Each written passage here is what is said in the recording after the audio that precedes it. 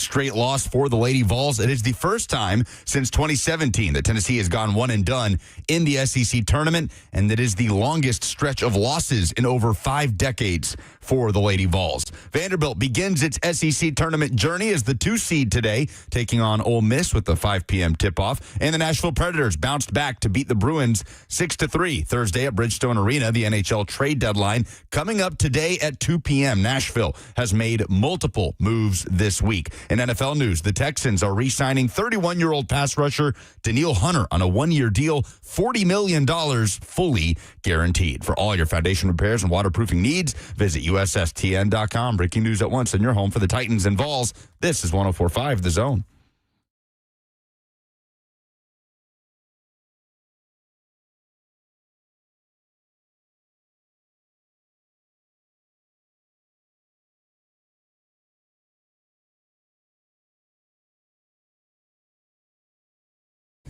Well, that was short-lived for the Lady Vols in the SEC tournament.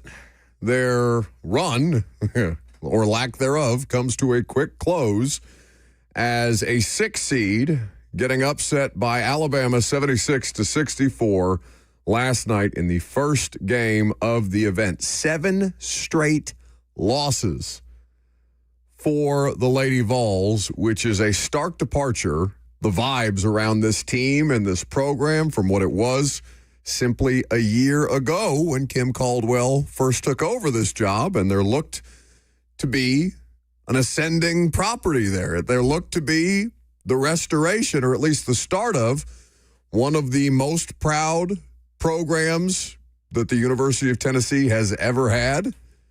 And yet, now things feel like they're falling apart at the seams, where the coach is accusing the players of quitting on her. The players are being forced into situations where they feel they have no choice, in the case of some, to up and leave the program before the SEC tournament even begins.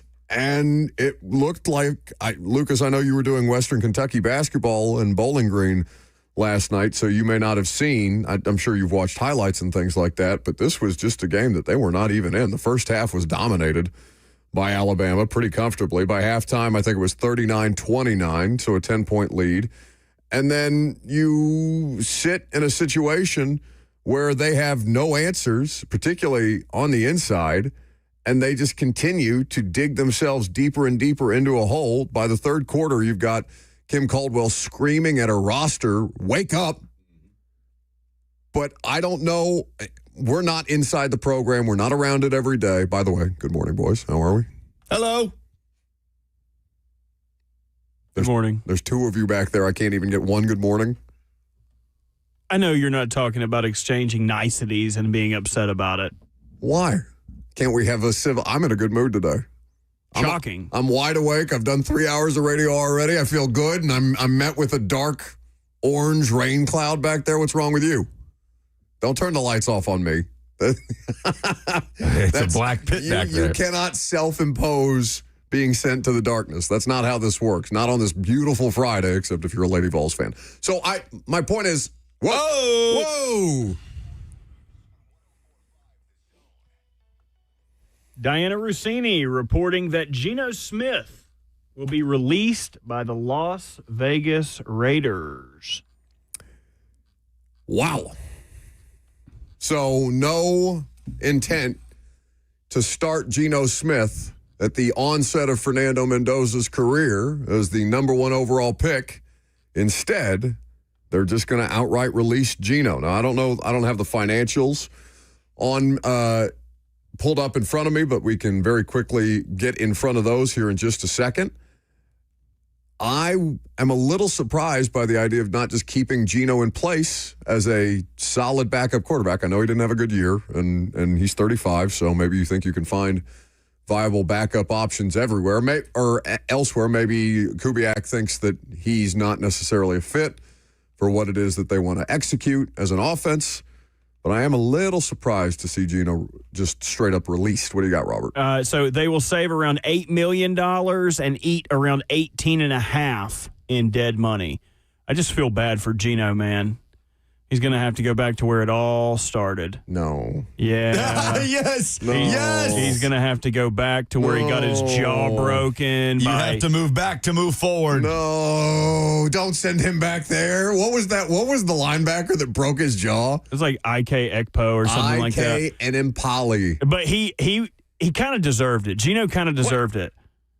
Well, you know, the whole situation was Gino said that he was going to go do one of those guys' camps, and he had paid him money to go do the camp, and then Gino no-showed, and he approached Gino about the money, which Gino was like, I don't know what you're talking about, and he broke his jaw. Well, I thought you were talking about being sent back to the Jets. Oh, no, he doesn't deserve that. No one Nobody does. deserves that. Nobody, yeah. Not even the worst of people. I saw a funny clip yesterday of Julian Edelman. I don't know what the name of his podcast is, but he has a podcast. And he had Rich Eisen on the podcast. I had no idea Rich Eisen was a Jets fan, nor I don't know why anybody would know that, but Rich Eisen, a Jets fan. And Julian Edelman, famously longtime Patriots player, looked at Rich Eisen and starts the interview with, well, what's it like to be a Jets fan? And Rich Eisen very quickly turns around and says, what's it like to be a bleep hole? Except he doesn't bleep in that particular situation. That's great. So, yeah, Gino will, I'd say, make for an attractive backup quarterback candidate for most teams. I am a little surprised. I feel like he would have been a good voice, a good person for Fernando Mendoza to lean on his rookie year in Vegas. So, is he still starting caliber? Because the Gino Smith that I watched last year in person in Las Vegas, well, they were horrible. Yeah, they were bad. The offensive line was awful. He was a turnover machine. It's crazy that Sam Darnold had more turnovers than he did, given how often Gino Smith was throwing interceptions last year. But he's definitely on the decline, and I don't want to do the thing where we write him off and then he doesn't write back or type, whatever the situation is. I don't know how many times you can do that with Gino Smith. But there are teams that need quarterback help, and I don't know. What's he going to cost? What's Kyler Murray going to cost? Virtually nothing. Did you see the reporting around it? So no. They ate a ton of dead money to cut him, so he can essentially play on the veteran minimum salary. So like Russ that one year with the Steelers. Yes, essentially. But it will not be easy skiing for Gino to just take the job in New York because there is competition, according to Connor Hughes, who says that Carson Wentz, quote, is believed to be Frank Reich's preferred option. We are about to get the all-time stinkiest team in NFL history. If the quarterback battle is Justin Fields, Gino Smith, and Carson Wentz. I was walking by Carson Wentz at the combine because I guess did he do any of the throwing drills, or was he was probably just there to take meetings? But I saw him wandering the hallways at the convention center. I was like, "What are you doing here, bud?" I thought someone said that he was throwing. I can double check on that though, like throwing for the throwing drills at the combine. Sometimes they'll do that where quarterbacks who are out of the league or quarterbacks who are there anyway to take meetings, they'll just be an extra live arm in that particular situation. Well, Dan Graziano he and Jeremy Fowler's post-combine notebook with buzz and intel on free agency and trades, Graziano did say, when someone such as Gino Smith or Kyler Murray gets cut, I could see Minnesota pursuing that kind of passer on a low-cost, one-year prove-it deal. And now both Gino Smith and Kyler Murray are set to be free agents. Gino has to wait for Aaron to make a decision. We all have to wait for welcome to the club. It's like Pittsburgh is like, yeah, Gino, we're interested, but we also haven't heard back from Aaron. He's doing the space retreat this year. He's floating through the cosmos currently. Now, to be fair, Rodgers did say he has not had an offer from the Pittsburgh Steelers. So you can't make a decision if there's not a decision on the table to be made. Oh, for God's sakes. I just don't want to have to sit through a whole summer of Pat McAfee interviews of Aaron Rodgers talking about how he stays in shape so his wife wants to bang him all the time. I can do without that. Also, him saying that he doesn't want to do TV after he's done, that he just wants to disappear. Please, God, just go away for a little while. Give us the opportunity to miss you, Aaron, if ever such a situation were to arise. This quarterback cycle sucks. It's so bad across the board. And that's not a shot at Malik, and I hope that Malik gets the money. But, We talked about this. Who did you pull that statistic or that fact from the other day that said they broke down? That was Robert. Yeah, Kurt Warner did it. Malik's actual dropbacks versus the screens. Well, I did the work for Kurt and sent it to him. But excellent. Yes, just like Brett Kern and his stats and info. That's what I'm here for. So 28 total dropbacks, though. It's about to get him. And that's in 2 years. 2 years. And that's also with screens and RPOs and gadget plays, all that kind of stuff. That's with that stuff. Oh, taken out of the equation. Yeah, with that would be insane. Yeah. I mean, is Malik better than Kyler Murray? Probably not. But if you're an NFL team, are you going to take a chance on Malik at $25 million or Kyler for vet minimum because he's being paid to go away by the Arizona Cardinals? I'd say Kyler 10 times out of 10. I think so, too. Again, the Malik thing, similarly to the Alec Pierce thing. Now, we obviously have a much bigger and better sample size of Alec Pierce as a wide receiver. But if you're bringing in Alec Pierce, you're paying him big-time money to be something that he has not been. If you're bringing him in to be your wide receiver one to get 120 targets a season. Malik Willis is going to get big money to be something he has never been, and we don't know that he can be. Teams have no choice. Look at what the quarterback market looks like. So we talked about 8 teams that are definitively open for business at the quarterback position, and one of them's the Cardinals because they just bought out Kyler, essentially. Minnesota and Pittsburgh are probably the best options for a free agent quarterback. What does it say to J.J. McCarthy, though, if you bring in Kyler Murray? Maybe you don't care, but that seems like a really bad look for the team that's been banging the drum of organizations fail players far more often than players fail organizations. He's made 10 starts, J.J. McCarthy, and they're just going to, again, we don't know what they're going to do as far as the quarterback situation. They could decide, no, we're going to roll with J.J. and we'll find somebody else to be a backup quarterback. That could be what happens here. But if the best available free agent quarterback, Kyler, goes to the best quarterbackless team, Minnesota, I'd be kind of pissed if I was JJ. Maybe he doesn't get a right to be pissed because he's not been good, but I don't think you can make an assessment on him. He's not played 10 full games. He's simply started 10. He hasn't finished 10 games. Minnesota could very well be in dangerous territory here to get into a quarterback carousel from hell like what the Colts have been experiencing due to the decision that now in hindsight looks awful to part ways with Sam Darnold. By the way, Gino's interception problems go back to last year in Seattle. He wasn't nearly as bad in Seattle last year. They were not nearly as bad as the Raiders were this year, but 17 picks led the league this season. He had 15 in 2024 in Seattle. And amazingly, Gino has fumbled 13 times in the last 2 seasons combined, has lost 0. Did he have a fumble? I mean, that he recovered against the Titans? I feel like he did. I don't remember, but that is crazy that he lost 9 in 2024, 4 in 2025, or he fumbled that many times, lost 0. But the turnover problems have been lingering now for a couple seasons with Gino. So, yeah, surely he's not anything more than he's a high-quality backup, right?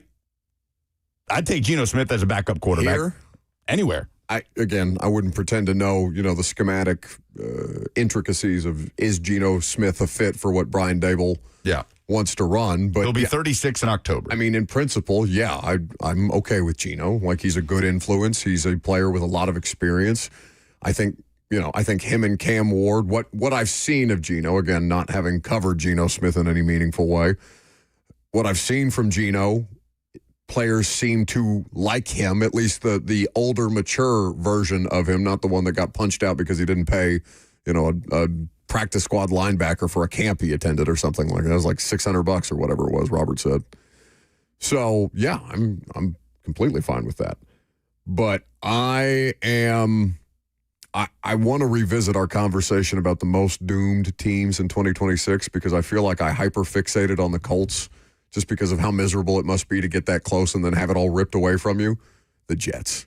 Robert, the Jets. The way you just described that quarterback, the potential quarterback competition, it reads like a Madden roster from hell. I mean, truly, there can be nothing worse in NFL fandom than to be a fan of the Jets. Diana did add, if the Raiders continue to lean towards drafting Mendoza with the number 1 pick, their preference is to not start him immediately. Look for Vegas to bring in a veteran quarterback in free agency. Jesus. Who are you going to get? That's what I'm saying. Why not just keep just Gino? Keep the guy that's there. Yeah, I don't understand that. Especially if you're eating money? What's... Justin told me a fun stat. This is the second job that Clint Kubiak has taken that he has shipped Gino Smith off from. Man hates Gino Smith. He can't stand Gino.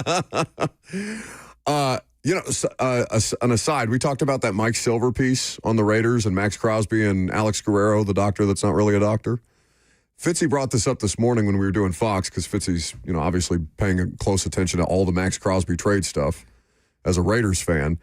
Do you know what the Raiders got for their, and I can't remember the exact category, but essentially their sports science and their training, their recovery category? Do you know what grade they got in the NFLPA report cards? F. A.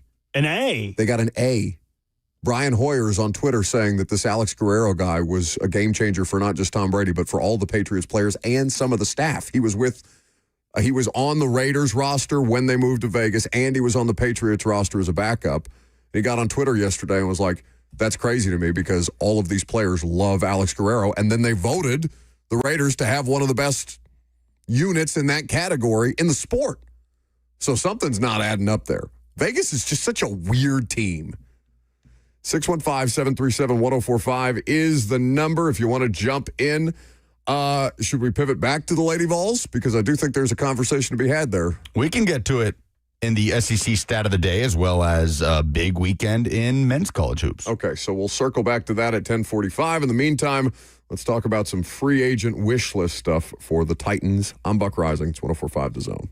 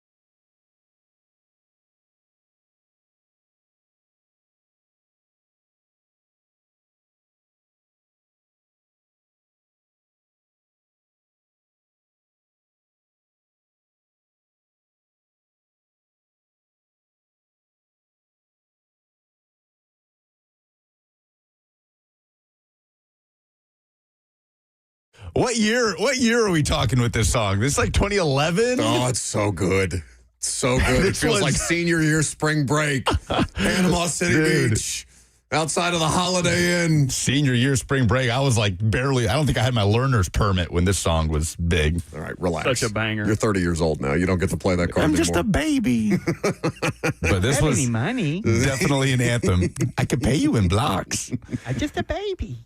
So free agency is set to officially begin next week, the new league year on Wednesday. We're going to start to see news coming down on Monday. So this is really our last opportunity as a show. Welcome back. We are fueled by Hattie B's Hot Chicken to talk about the free agents that are currently being projected to the Titans, the buzz with the Titans. And there are 2 or 3 that really come to mind that have been thrown out there over and over. I will add Tremaine Edmonds is set to be a free agent, and Robert Saleh has spoken glowingly about him in the past, the former Bill and Bear linebacker. But is there one that has been projected to the Titans more than Wan'Dale Robinson? No. And the reporting from Connor Hughes of SNY in New York is that there is mutual interest between Robinson and the Tennessee Titans, but he adds the Giants will not go down quietly during the legal tampering period. Tennessee reportedly will have to outbid New York if it wants to land Robinson when free agency officially opens. So, Wan'Dale Robinson is an interesting case study into how Brian Daboll's offense works. You could say, well, it will look one way in New York with a certain kind of personnel, and it doesn't mean that they need to completely or even in part recreate what he did in the Giants offense. Last year, played in 16 games. He had 92 receptions, was a 1,000-yard receiver, 4 touchdowns on the year. Those are all career highs by a significant margin, except for in receptions. How about this? He had 93 receptions 2 years ago with 699 yards. How the hell does that happen? What is that average? It's like 4.8 or something like that. It's nuts. It's really bad. Now, wait. Okay, so he started only 7 games but played in all 17 in that 2024 season. What a bizarre stat line to have. But again, that kind of speaks to what they were asking him to do within the scope of the offense. He is called a gadget player in the way that they use him. Is that the only thing that he brings to the table? Because it's fun when you have a player like that that's cost effective. It's a different matter entirely when that player costs $28 million, $30 million a year, as is the expectation for the top of the free agent wide receiver market this year. Alec Pierce is going to garner somewhere between 28 and 25. I would probably project, even though they're very different players, that Wan'Dale Robinson would also, and his representation, would also be seeking similar compensation. So the question becomes, do you need Wan'Dale Robinson to make Brian Daboll's offense work? Because what happens if you sign Wan'Dale Robinson, one would think, to a multi-year deal, and Brian Daboll's gone after a year? Right. And would it be slightly redundant to what you believe Chimere Dike can be in this offense if you're the Titans? Matt Harmon of Yahoo Sports, the founder of Reception Perception, who was on the show at the Combine last week, tweeted, he quote tweeted a Jonathan Jones report that said the Titans have their eyes on Wan'Dale Robinson, which many have reported. And Harmon said, connection meets need makes this all too obvious of a fit. However, rookie Chimere Dike flashed last season, and his optimal usage is exactly how Robinson was deployed in 2025. Well, I don't think you were over there when I sat down with Matt Harmon. I was not. Of Yahoo Sports, who does Reception Perception, whose tweet Lucas just read. So he was on the show with us at the Combine, and I asked him about the deployment of Wan'Dale Robinson. Right, Robert? That's the setup for this question? Your question is, I'd rather just let you ask it, and we can react after. Go ahead. Oh, from that perspective, they're changing offensive coordinators and offensive systems with moving on from Brian Callahan and his staff, now Brian Daboll. What are some of the trademarks of a Brian Daboll offense when you watch the wide receiver deployment? Yeah, they can definitely maximize a guy that you need to like create touches for, get guys open in space. You think about what they did with Malik Neighbors. They moved him all around the formation and found basically every way under the sun to get him the football. So if you have one of those type of guys, that is and same thing with Stephon Diggs in Buffalo. Like, we're going to do everything to maximize a true number one elite top 10 type of receiver. You can do that, but you've also seen him be able to take guys like Wan'Dale Robinson, more role players, and unlock their game. So that's the exciting part about this for Tennessee, because again, I think some of the role players that they have there can be, used in a certain particular package of plays. You've already seen some proof of concept of that. Or if they do find their way to a true number one guy, which is always easier said than done, then I think you can look at that as well. All right, so to boil it down, because somebody in the chat says, Russell on YouTube, where you can interact with the show. You can call us, by the way, 615-737-1045, the number. Russell on YouTube says, I don't believe DK can be a 1,000-yard receiver. Maybe I'm wrong. Fine player, great find for the Titans, but I believe Wan'Dale Robinson is a tier above. And that may be so, right? Chimere DK is a player heading into year 2. He's a far better returner than he is a receiver, though there's nothing to say that he can't continue to grow and develop. You don't want to put a ceiling on the guy if one doesn't clearly and obviously exist. But my question, my devil's advocate question to that would be, yeah, but how much is a tier above worth to you? That's a considerable amount of money to just upgrade by a factor, right? And maybe he's 2 tiers above Chimere DK. But again, are you going to pigeonhole yourself with a player who is very specific to an offensive system?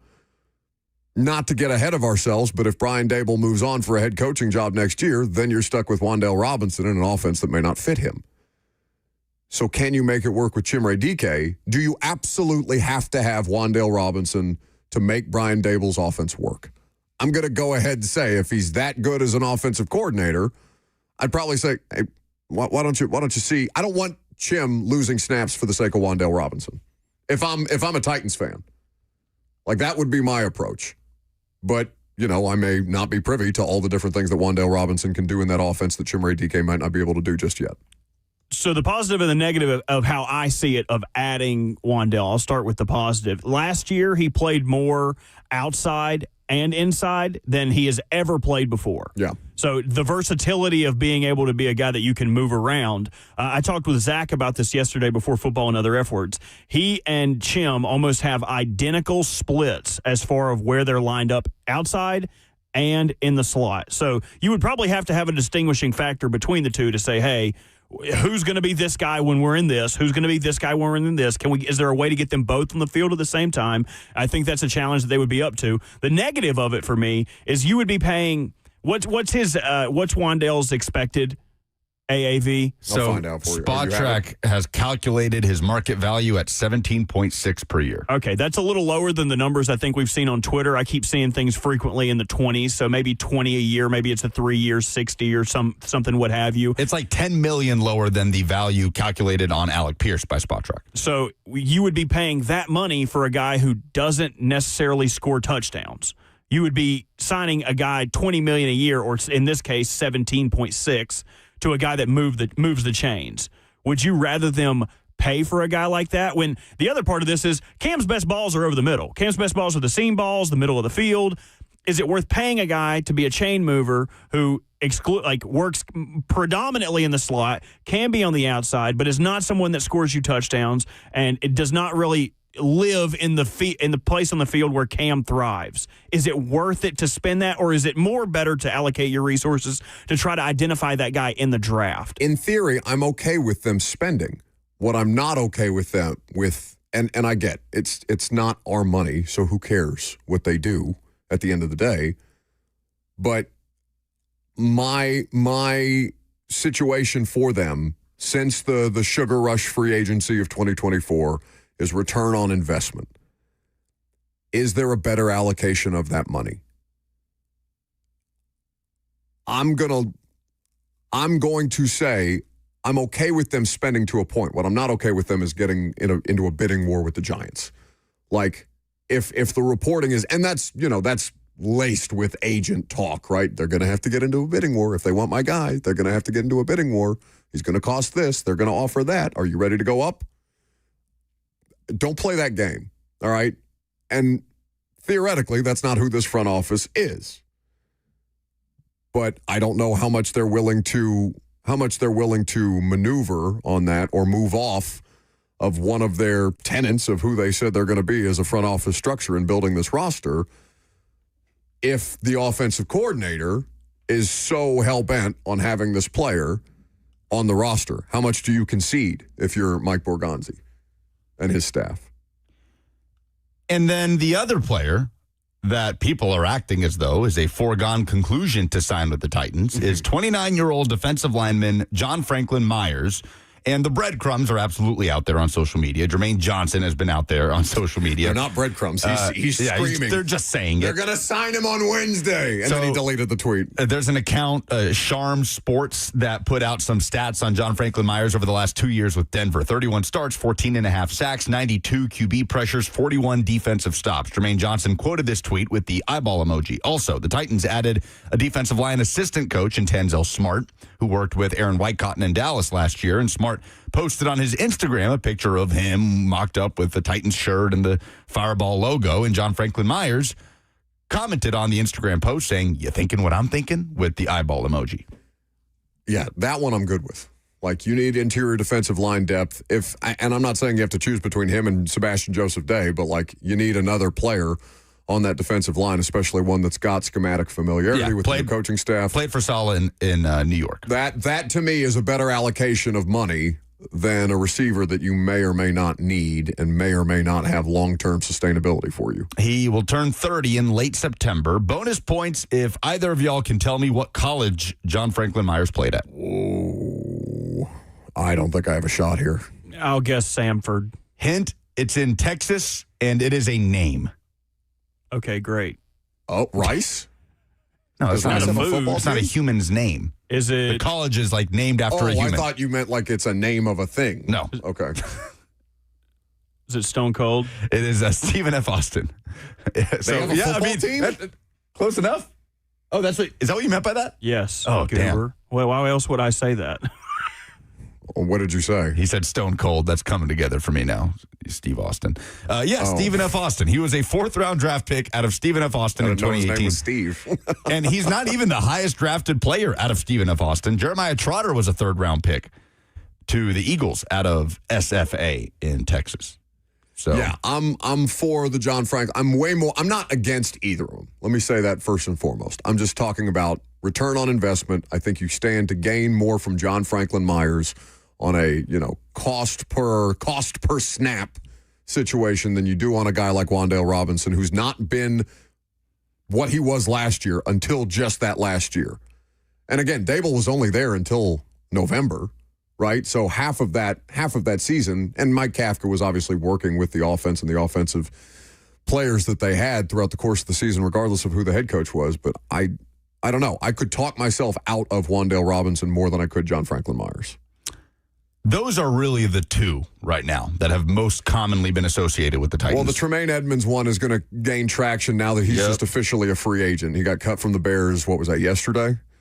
And not a bad player. I don't think he's necessarily a great player by any stretch of the imagination. Again, I'm not interested in overspending just for scheme fit guys. 1st-round pick in 2018 out of Virginia Tech to Buffalo, where he was excellent for a few years, and then landed in Chicago, where he was part of a very opportunistic defense. He'll be 28 in May, and there's footage circulating out there of Robert Saleh during Jets press conferences glowingly praising Tremaine Edwards. Yeah, so if there was mutual interest there, it should not be surprising. Whether that's like a day one wave free agency, because I think they're going to have 1 or 2 decent sized contracts in the first couple of days, and then they'll do what they did last year, which is pick apart some of these value opportunities in the 2nd or 3rd wave of free agency, which, by the way, is how you want them to build this roster. You want them to build the bulk of their roster through the bulk of the draft, day 2 and day 3. And if you can add a little bit extra jazz hands in the 1st round and plug a meaningful hole with a sizable contract or 2 in free agency, then that's the ideal formula here.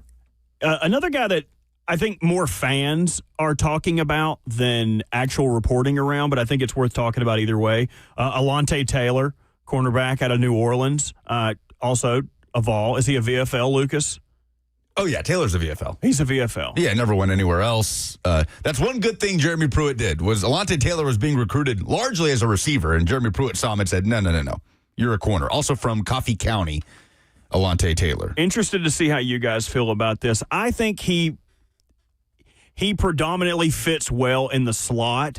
But what my worry is if they were to sign Alontae Taylor, they have such a lack of outside corner depth that he would, and he can play outside, but his best spot is in the nickel, in the slot. So and those guys are making real money now. So my worry would be if they signed him and then drafted a corner, he would end up getting thrust to outside corner duty, and he would be not put in a position to succeed. And I wonder how you guys feel about that. Spotrac average annual salary calculated value $11.2 million. That's a deal, honestly. Yeah. Like for what a nickel corner is making now. Again, but those good one. Those tend to be on the low end. Yeah.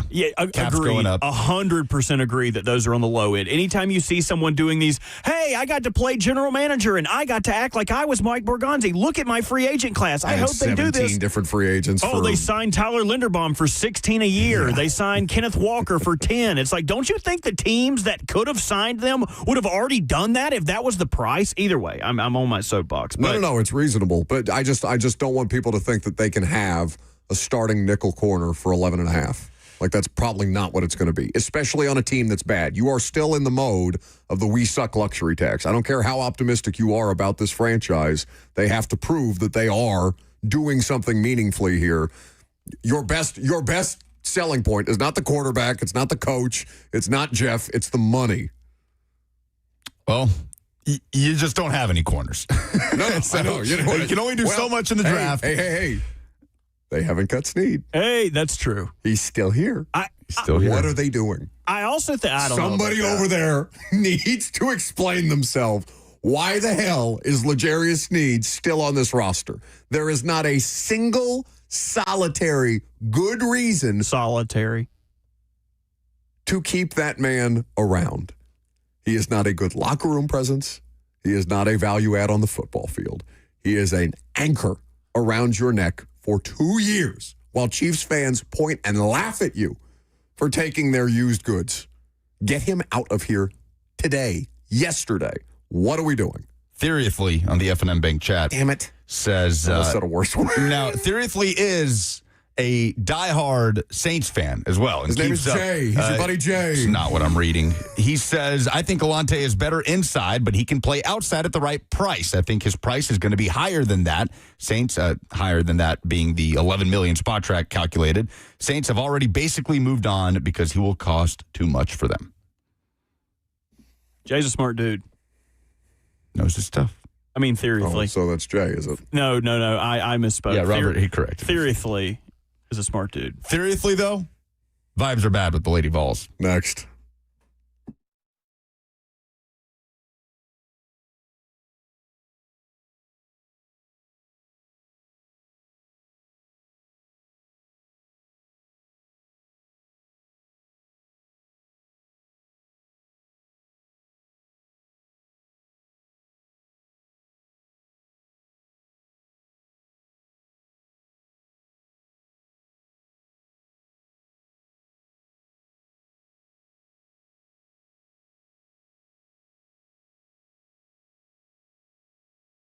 No one wants to deal with Snead, but the thing that's worse to deal with is a plumbing, HVAC, or electrical emergency. Most of the time, you don't know what it will cost or if it'll get fixed correctly, or if someone is just trying to sell you something.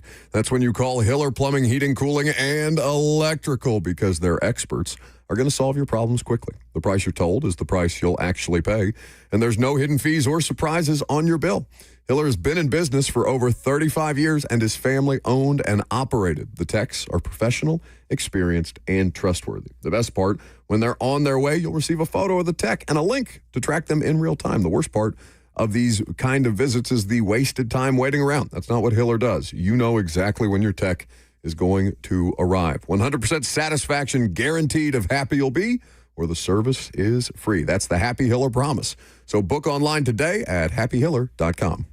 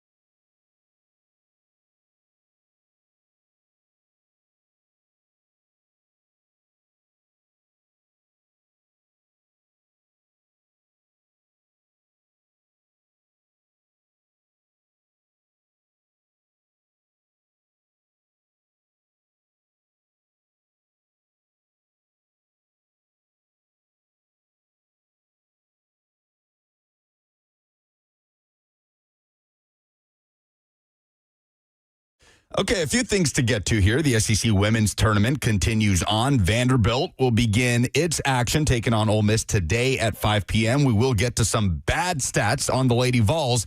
Outside of the SEC, though, quickly, Middle Tennessee college basketball has just been on fire this year, and I feel like we haven't talked about it enough. We've talked about Vanderbilt men's and women's having historic seasons, but Belmont begins Arch Madness today as the 1 seed. In the Missouri Valley, they take on Drake in St. Louis. That's coming up at noon.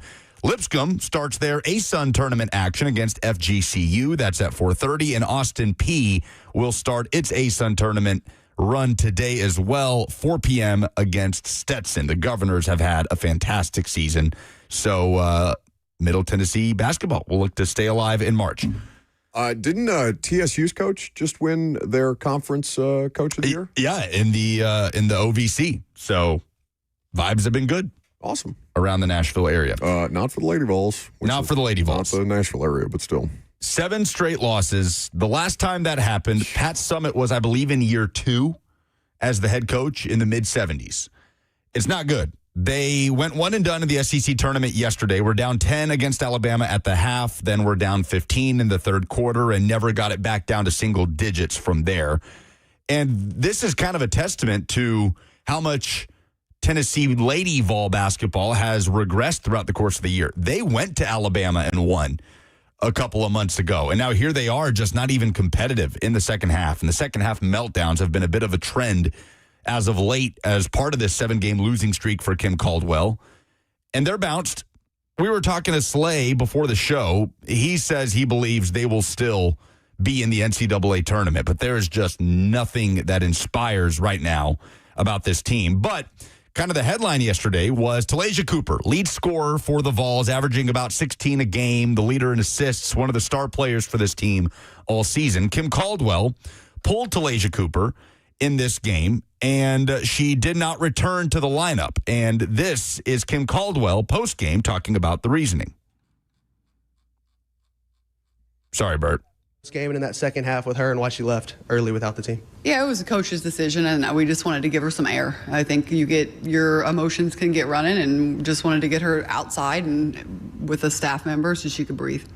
In terms of her not coming back in the game, did you just feel like she reached a point where you felt like you weren't going to be able to get her back in the right headspace to play, or just kind of what led to the in-game decision to her not return? Yeah, again, it was, who knows if it was the right call, but we're trying to find combinations that work. The combinations that work without your leading scorer on the floor. Pretty much your best player who did not play for the last 16 minutes, 27 seconds of the game. So, what are you talking about, Kim? She didn't just stay on the bench. She left. She went to the team bus while the team was meeting with the media in the locker room.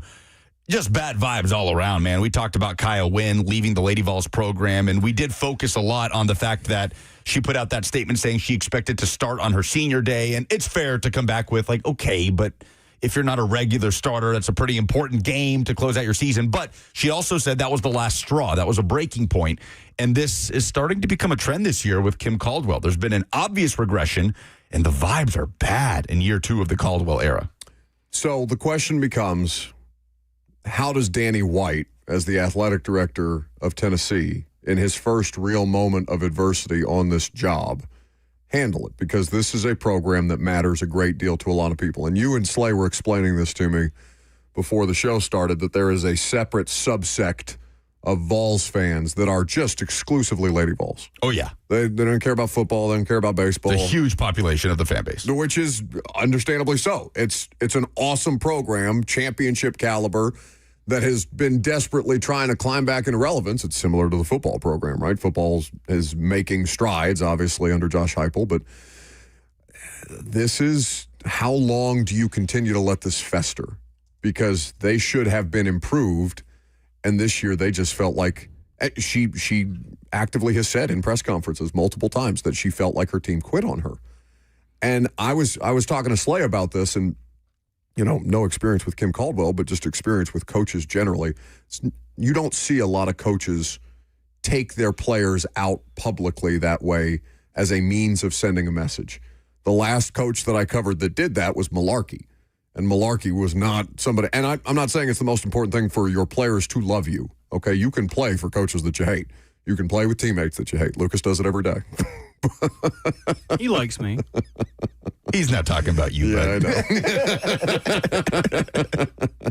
I know. But it is important for you to be able to for there to be compromise, for there to be some level of partnership between coach and player, coach and roster. And how Kim Caldwell has handled this situation seems to have had the complete opposite effect of whatever she was trying to accomplish. Unless she's actively trying to run these women off, because she sure as hell has done that.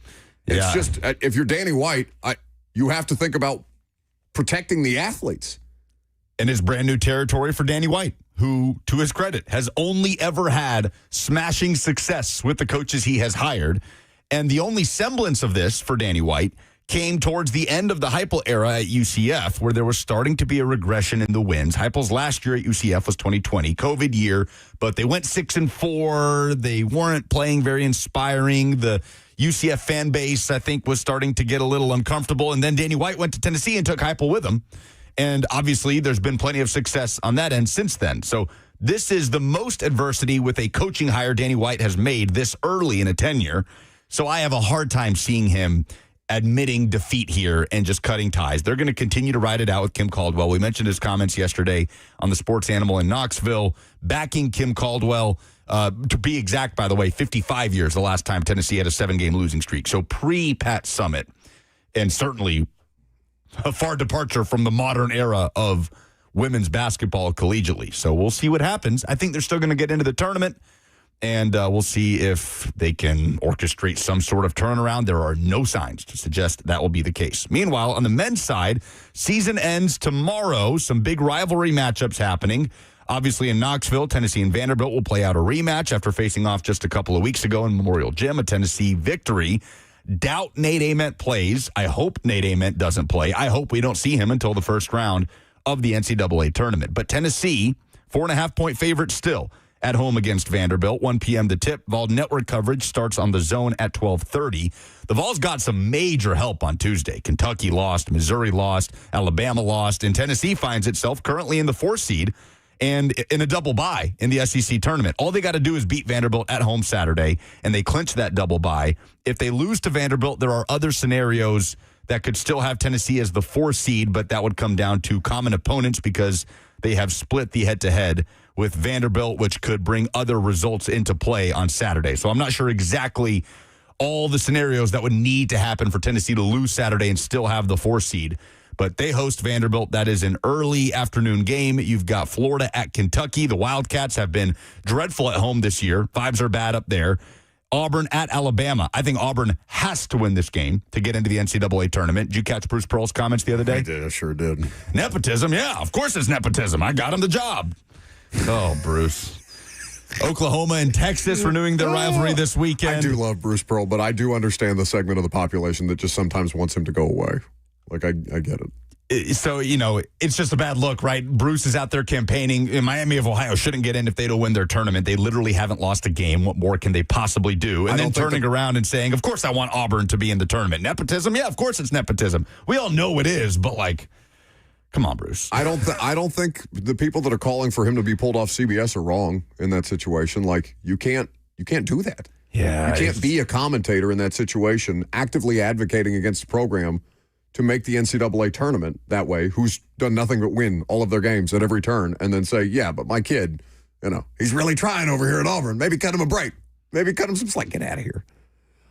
Just quickly, before we wrap the segment up, just because we were talking about the Lady Vols, this is an interesting comment from Marciano on YouTube. Do y'all think Pat Summitt's legacy puts unnecessary pressure on the coaches and the program?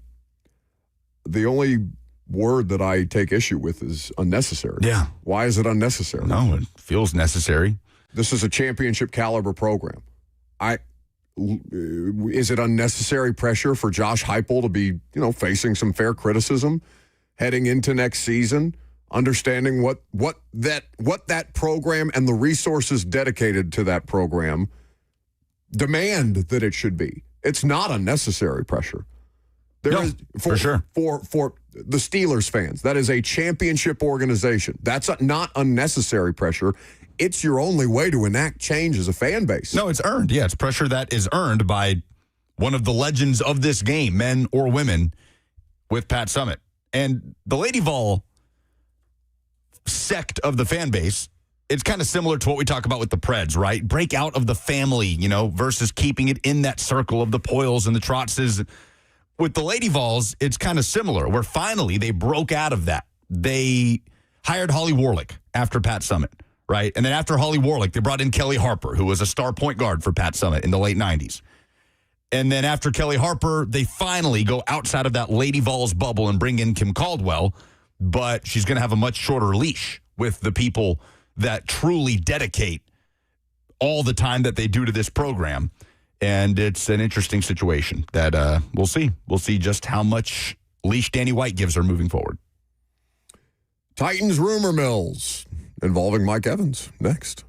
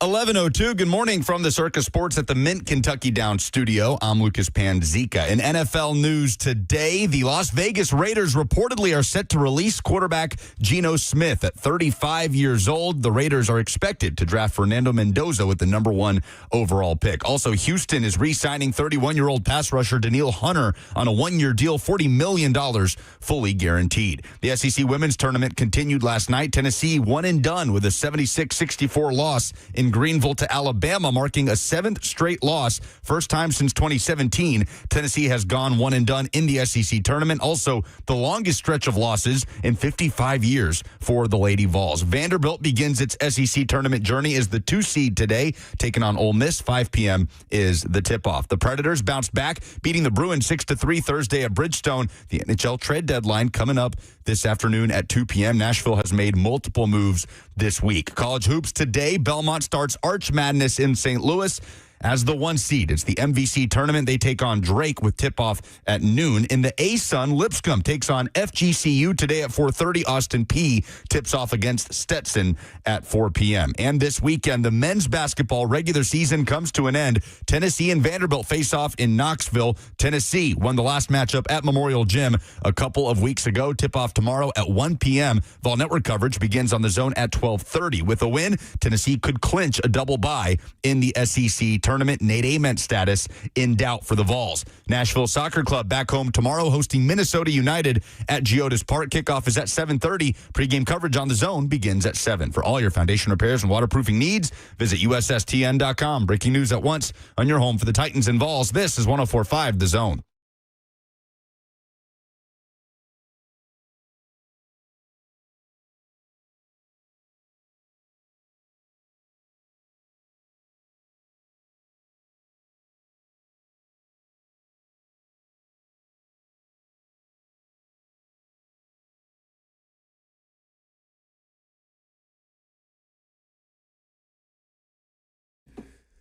So as free agency gets a little bit closer, the list of names is being whittled down more and more with each passing day, with each passing transaction, because the best players who were scheduled to be free agents are not going to be free agents.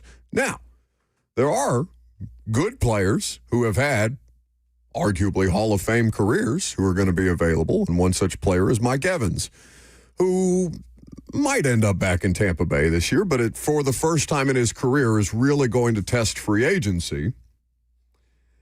And at least by one person is being reported to have a link with the Titans. Who is Tony Pauline? That name, I know, I've heard that name before, but yeah, I'm not familiar with him.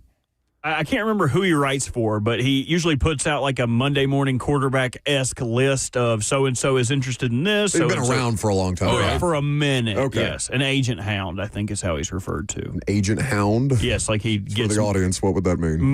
Gets most of his information from agents rather than general managers or people in the know on the football side. He's in the know on the financial side. Okay. Big draft guy, too. Big draft guy. All right, very good. So, Tony Pauline, in his latest newsletter at essentiallysports.com, says Buffalo showed a lot of interest in Evans last week. For what it's worth, this was prior to them trading for DJ Moore yesterday. Buffalo showed a lot of interest in Evans last week during the Combine and was sure to make a move for the All-Pro wideout if he hit the free agent market. Hence, it was a bit of surprise to many that the Bills made the move for Moore at this stage of the offseason. Where could Mike Evans wind up now? I'm told there's a real possibility he returns to play with the Buccaneers in 2026, while the Titans and Raiders are very interested if the right deal is struck. The New England Patriots have not shown much interest in Evans. So, if we are to take Robert's word for it, he is receiving the bulk of this information from the agent side of things. The Raiders and the Titans for 33-year-old Mike Evans coming off one of his, if not the most injury that's not close. It's his first career non-1,000-yard season of his career. 368 yards on 30 catches in only 8 games. Does Mike Evans become the next legendary wide receiver to use Tennessee as a retirement check? How's that hamstring doing? He turns 33 in August. Hamstring has plagued him for going back to the 2024 season at this point. The only reason it would make sense for him is if they're willing to pay more than everybody else. If they do what they did with Hop, and if they do what they did with Ridley, and they just end up paying more than the other teams to get Mike Evans at 33 years old. And I would hate that for him because I can't imagine that's going to go well. And I would not like that deal for Titans fans because I just think it's going to be another name on a long list of free agent 30-plus-year-old wide receivers that didn't work out, except for Hop, because Hop is, a little bit ageless, it seems. Just lean into the bit at this point. Would you be... It's going to make me sad. I don't want to watch him. I don't want to watch him waste the last year of a Hall of Fame career here. Would you rather him waste it in Vegas? I don't want to, I don't have to deal with it in Vegas. If I have to trot in there every game that they lose next year and be like, all right, Mike. Well, nobody cares what you have to deal with. No, I know. But he would easily You're asking me, though. It's me personally. I don't want to be made sad by Mike Evans at the end of his career in a two-tone blue uniform or whatever the hell uniform they're going to put out next week. Single tone. Would you be amicable to a one-year deal where maybe they throw some void years on the end of it? And we know now, after our research into void years, that they don't necessarily always have to be about the cap hit. Mm-hmm. It could just be cash. So maybe Mike just wants to make a little bit of money at the end of his career. If they were to say 1 year, $28 million, 36 guaranteed, they have to pay a little bit of guaranteed money next year for him. Would you say yes to that? Would you be amicable to that situation? Who is he taking snaps from? Alec. I would rather have Mike Evans out there than Alec. 10 times out of 10. Averaged in the games he did play 46 receiving yards per game, 12.3 yards per reception. Doesn't he make more sense in Vegas, though? I think infinitely more sense than he would make here.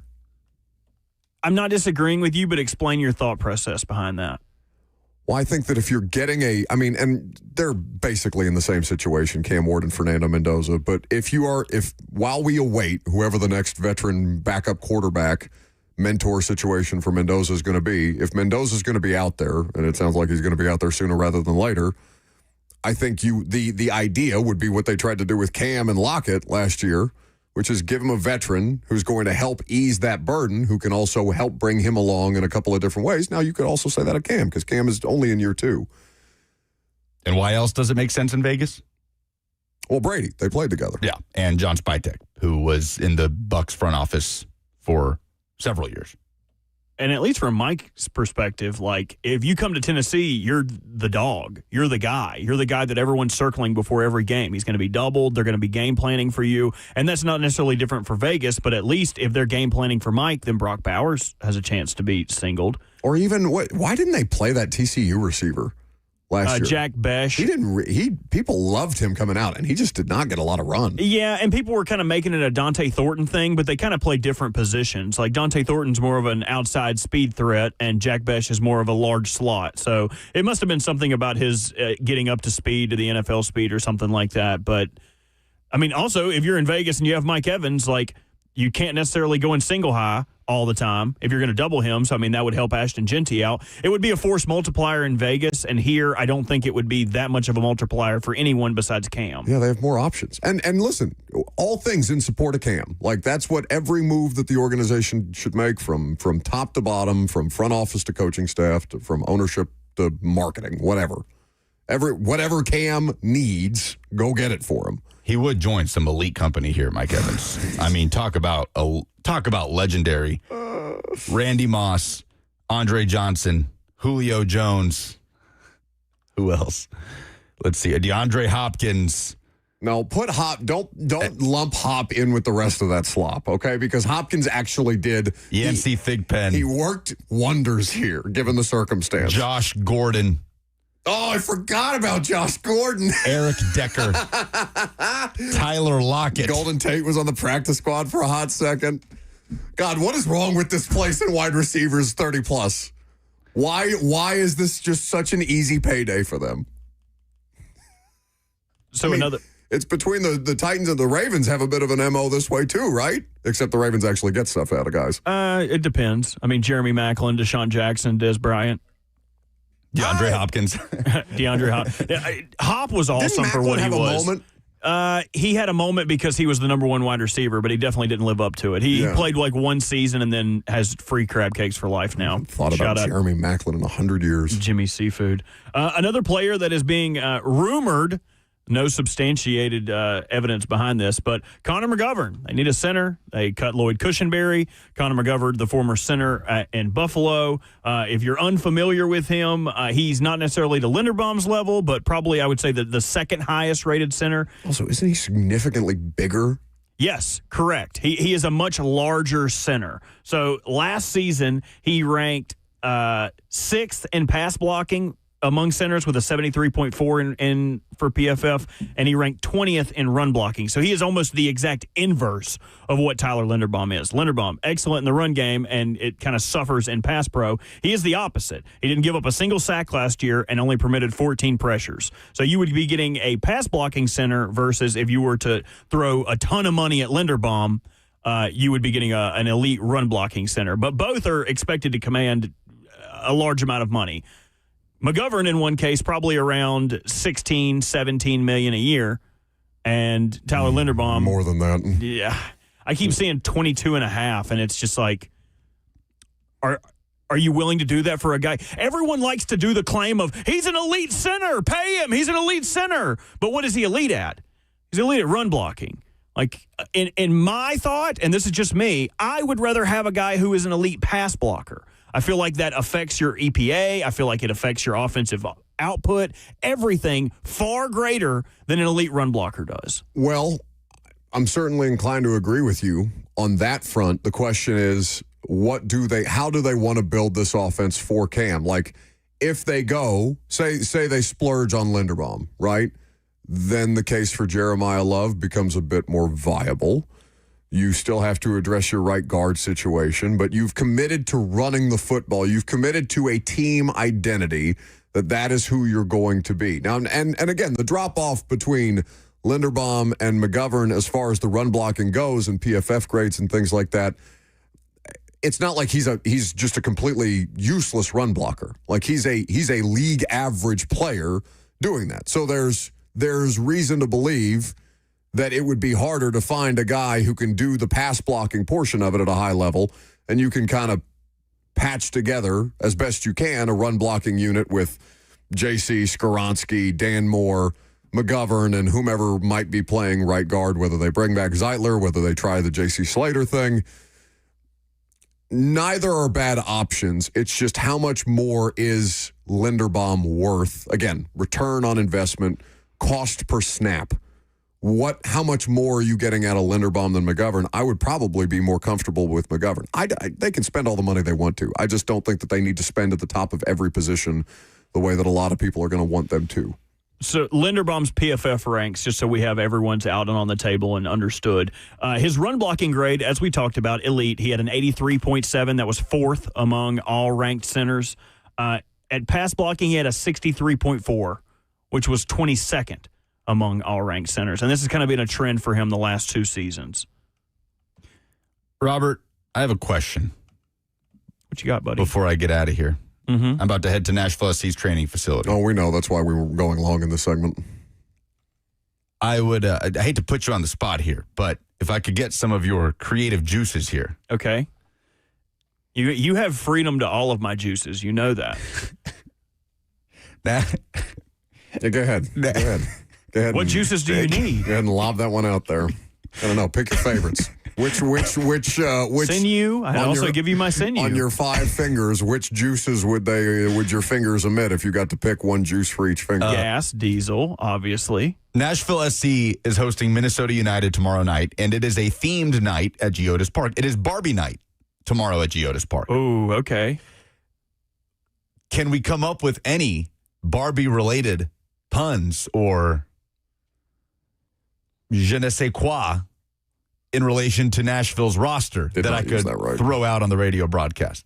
He won't do it. He asks us this once a year, and then he never does it. No, this is the first time I've asked about a theme-specific night. And you could do something like Nashville is living in a dream house if they get a bunch of like goals or something. Slow down. Okay. They don't. There's no Ben on the roster. Otherwise, I would say he's just Ben. Oh, he's just Ben. Did you two see the Barbie movie? I didn't see it. Yes. Oh, it was awesome. Yeah, Was it it was good? exceptional. Fantastic. See, they opened with the singing number, and I immediately fell asleep. It was honestly When I really wake good. up Yeah, I was just like, in my own pink world. Oh, dude, it's such a banger. I'm with you that usually deters me, but Barbie movie nails the musical numbers. Okay. They're all, the fight scene at the end with all the Kens. Fantastic. Oh, Like so well all right, done. stop spoiling things for me. You've had 2 years to watch it. No. Still, you have to say spoiler alert. What else?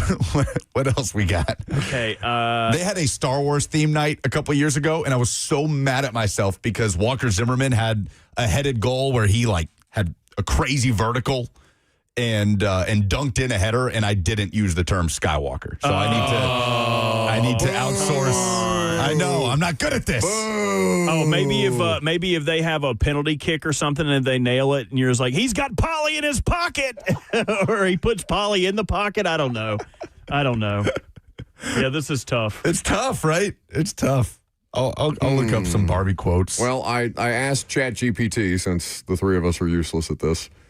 I gave a good one. The Barbie dream goal is a phrase that you could work in. Schaffelberg, down the wing, he cuts doesn't. inside. He plays for LAFC Okay, now. well, ChatGPT doesn't know that.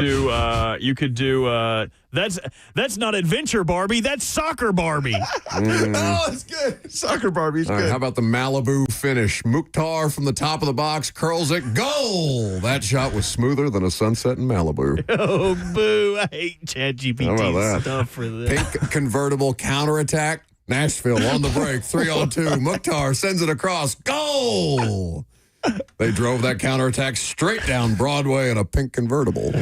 Oh, no, that's brutal. Get a little wordy. That's brutal. The Kenergy strike. Ken-ergy. Oh, Okay. God, I wish there was a name that rhymed with Ken on the roster. Ball drops to Mukhtar on the edge. Blasts it home. That's pure Ken-ergy from Nashville's MVP. There you go. See, I looked up quotes from the Barbie movie, and Ken in the movie says, my job is actually just, beach. His job is just actually, soccer. Oh, Mojo Dojo Casa House. What can you do with Mojo Dojo Casa House? What the hell is that? That's where Ken lives. yes, Ken it's- turns Barbie's dream house into his Mojo Dojo right. Casa House. That's right. Because in that world, Isn't Ken gets Casa nothing. Mean house? Well, of course it does, but Ken doesn't know that his job is like That's the beach. joke. It's the joke. Get outta You here guys ever already. think about dying? The Barbie. Some of the quotes are great. You guys aren't doing patriarchy very well. It's so good. So it's a great You gotta movie. watch it All this right, I'll weekend. watch the movie. It's I a good literally have movie. nothing going on. I got this charity thing tonight, but I'll watch it tomorrow. You can You be have to brainwashed. You can be brainwashed, or you can be ugly. There's nothing in between. Like there's some great quotes. All right, figure out how to work that in. Brainwashed or ugly. All right. Nowhere in between. Kindness is always in fashion. Pre-game at 7 p.m. tomorrow on 104.5 The Zone. Somebody said you don't get spoiler alerts if the movie is out on Blu-ray already. You have to watch it with Anne Hathaway. That's the only way we're going to allow you to watch it. I might have to rewatch the Barbie movie tonight as prep work. You should. Anne Hathaway already gets a radio show mention. Yeah, well, Slow down. I will calm down on the Anne Hathaway hype. 615-737-1045 is the number. All right, get out of here. Go to your soccer. Later. All right, see you later, buddy. We will Buck, talk about... I'm leaving also. You're not going anywhere. You know what? Ooh, Zach Lyons just texted in. Is there an Australian on the roster? There is indeed. You know where I'm going. You know where he's going. No, we don't tell us. Shrimp on the Barbie. No, I'm not going to do that one. Get out of here. That's pretty good. Go to break. Enough of this. Enough.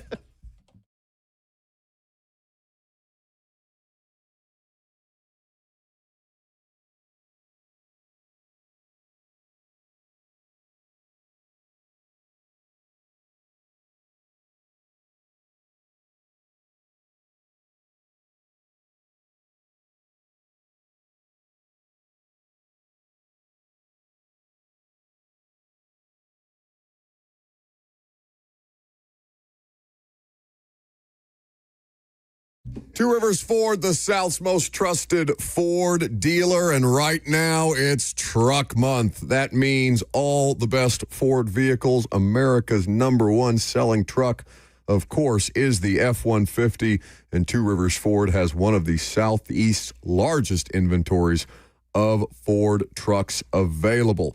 They always go above and beyond to make sure that you enjoy the car buying process in so many different ways, because Two Rivers Ford does business differently than your average car dealership. They want to make it fun for you, fast, easy, and more fun, especially when it comes to the car buying experience, because their sales staff does not work on commission. So that means you feel no pressure throughout the course of the car buying process. They're making a paycheck whether they sell you a car that day or not. So go check them out at Two Rivers Ford in Mount Juliet, just 7 miles east of Nashville International Airport. Ask all the questions, take all the test drives, and enjoy the car buying experience the way that only Two Rivers Ford can provide for you. Two Rivers Ford, the South's most trusted Ford dealer.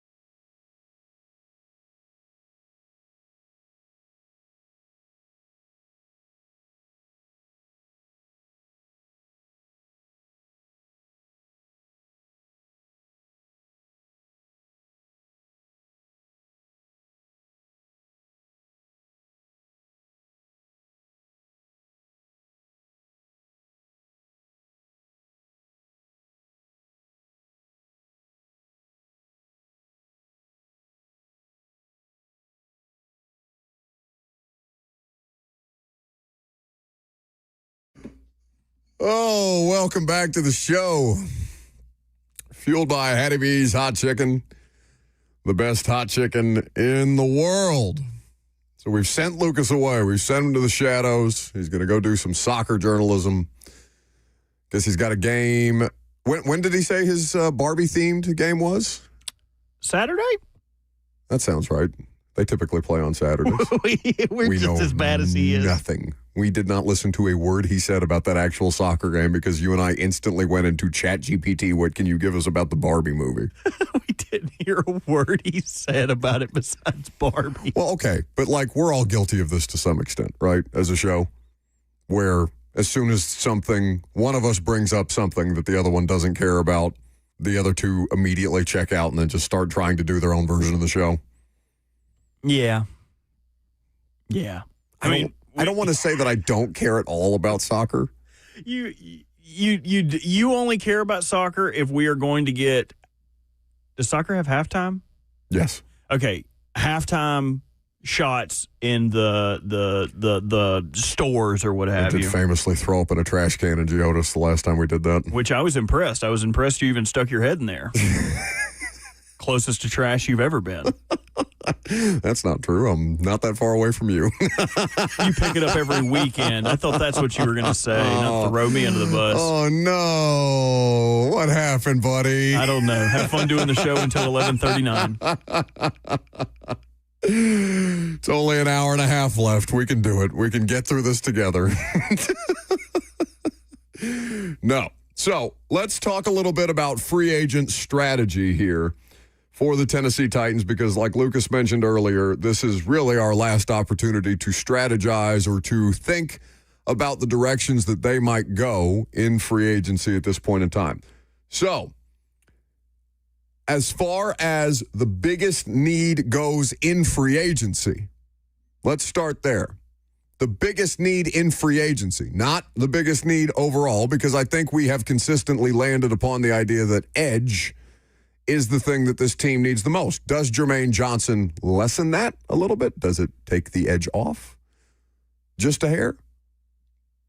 It lessens the dire nature of your edge because at least you have somebody who is a proven player in the NFL.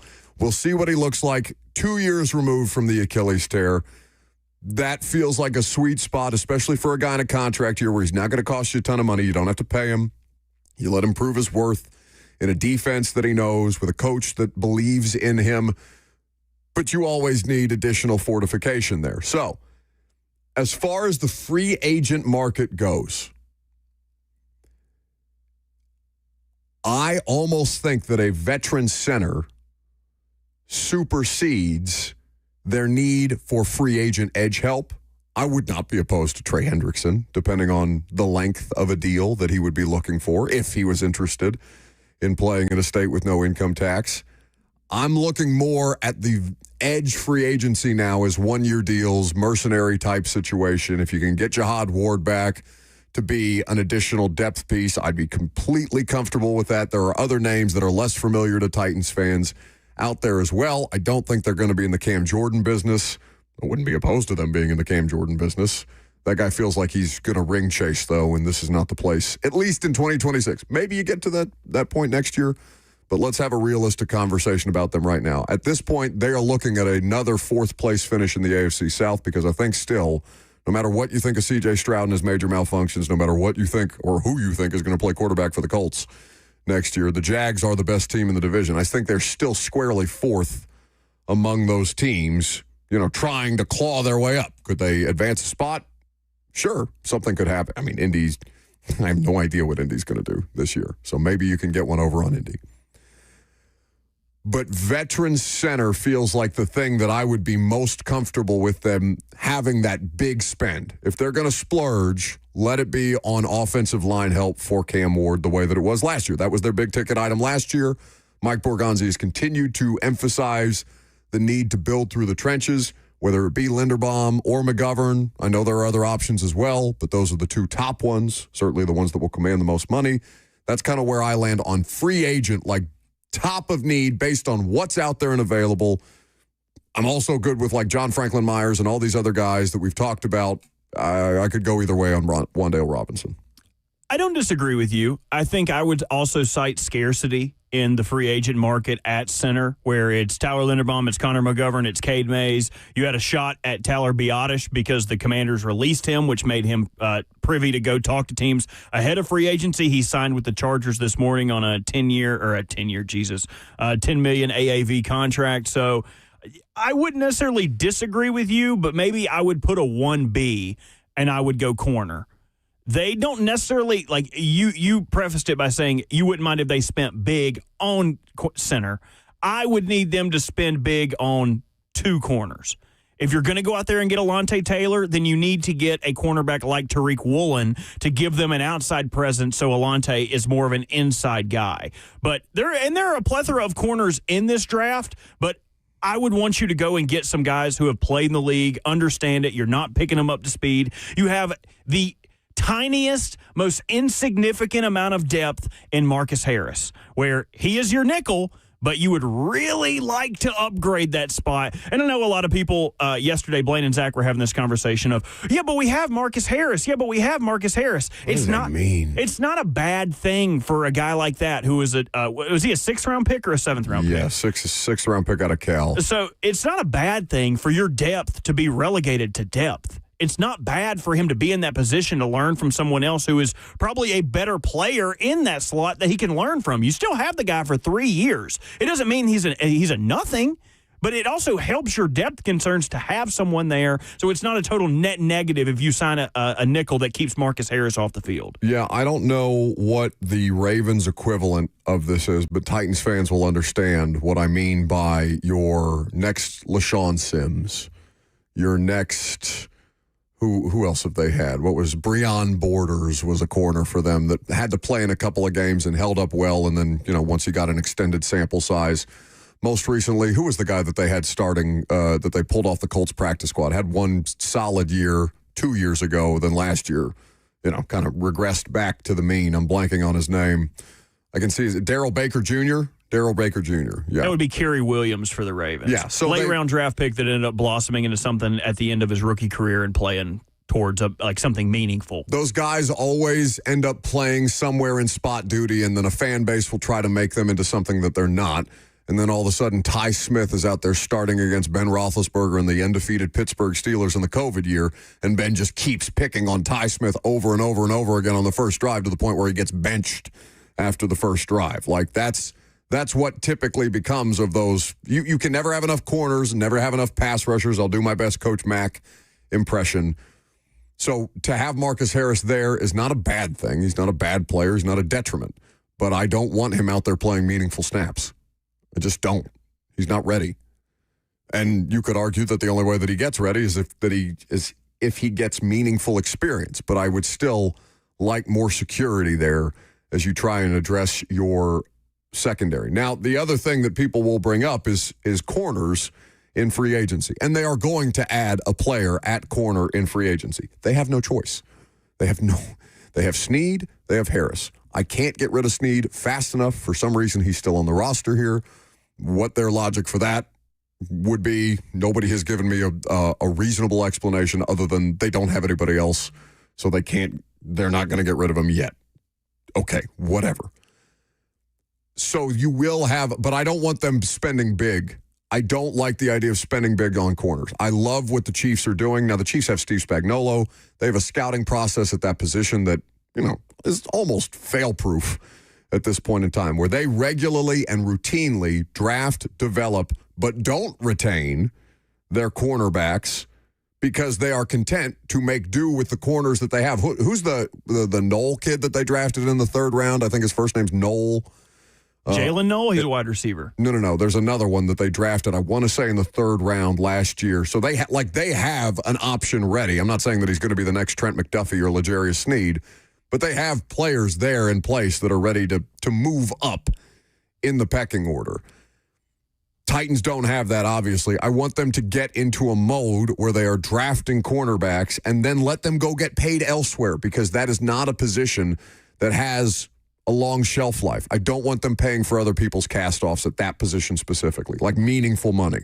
Now, wide receiver is deep, and there's not a lot of top-end talent, so to fit your narrative, I feel like they would be able to get guys at almost, I mean, it's free agency, so you're not getting fair market value for anybody, at least in the first week. But they would be able to get similar to market value on any of the corners they add, and it wouldn't be long-term contracts. Now, we talked about they already added an edge. How would you feel about Trey Hendrickson? I'm in.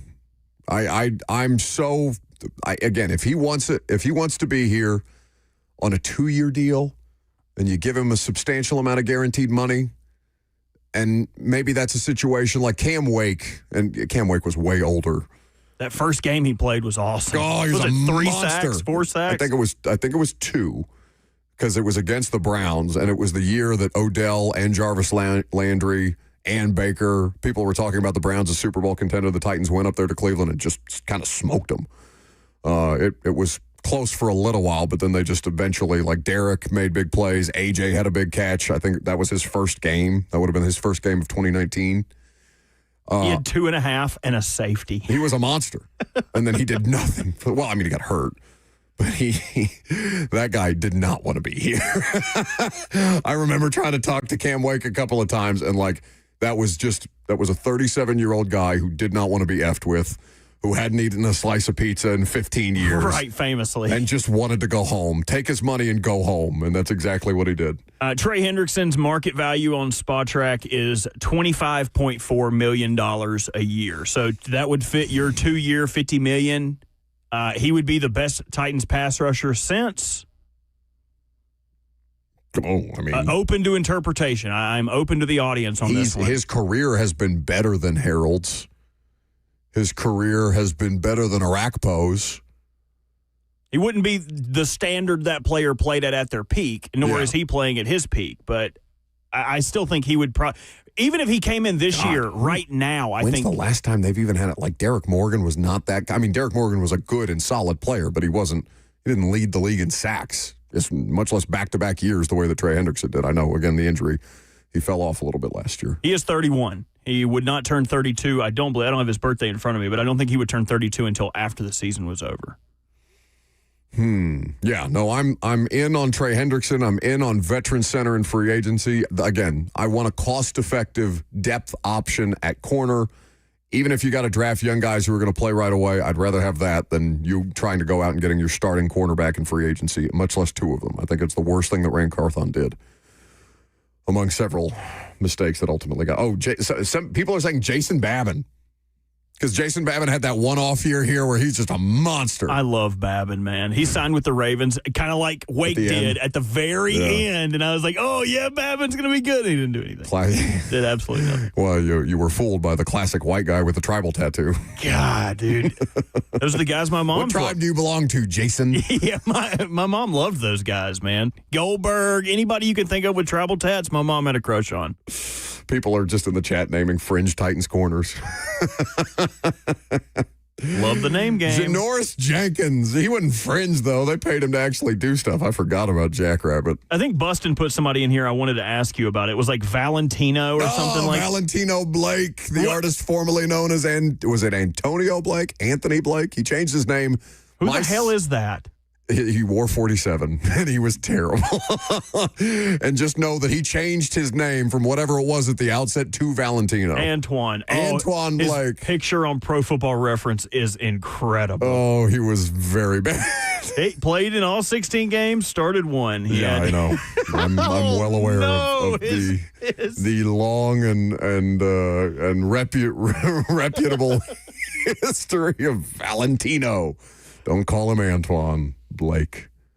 Woof. That was right when I got here. I was like, who the hell are these players out there in their secondary? And then John Robinson got hired and very quickly swept all of it out. He was 5'9", 198. What an odd body type. Looked like a fire hydrant out there. He's like literally like a manhole cover. I mean, literally worse because of the number that he wore in their old uniforms, those blocky letters. Like, it was... There was no scenario in which that player was going to be good. I do not remember him starting 16 games for the Steelers in 2015. I got to ask Ramon about this Valentino guy. He was on a team with Ramon. Started 17 games? 16. Started 16 games, had 2 interceptions for 112 yards for them and a touchdown. Here. So he had to have a long pick 6. That can't be the same player. It is. I'm looking at him. I'm looking at him right now. I'm texting Ramon. What do you know about Valentino? He's going to say, who? What do I have to give away for Friday Fire? Oh, you weren't ready. I should have looked. You were too busy yucking it up. I was too busy. Your buddies. Well, one of my buddies was like, love you guys talking about Wake. God, damn Wake. I think the better show that we do, instead of what we do every day, we should just name names every segment. It's like, okay, at 12 o'clock, we're going to be talking about all-time great fullbacks. Give us your names. Mugelli from Wake Forest. Like, give me your when I go look at the chat, I need a reason to talk about Nudie Fowler, the fullback that they drafted in the 4th round. Was that Jalston? Jalston. What a badass name. We got tickets to the game this weekend. Which game? The Nashville SC game. The game we didn't know when it was. A family 4-pack to see Nashville SC host Minnesota tomorrow night at Geodis. It is a good time had by all. Elite food options. You're going to have a blast.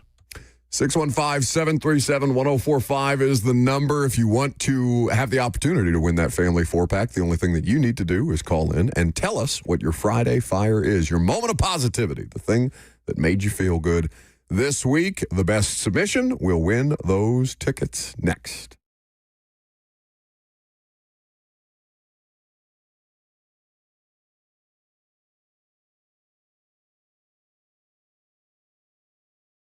The Tennessee Men's Clinic has been helping guys for over a decade plus.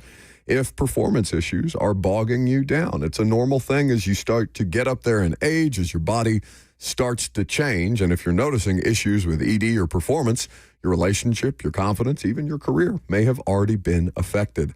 Online folks promise convenience and discretion, but their treatments are generic, some even unsafe. Guys, no more excuses. The Tennessee Men's Clinic is the state's first men's health-focused urology practice, with multiple urologists and providers focused solely on male performance. No unproven snake oil or peptides without solid research. Since 2014, they've pioneered men's health in Tennessee and have been testing and growing to make sure you get the best care and the safest, most effective treatments. Call 615-208-9090 right now. That's 615-208-9090, or book online in under 30 seconds at TennesseeMen'sClinic.com.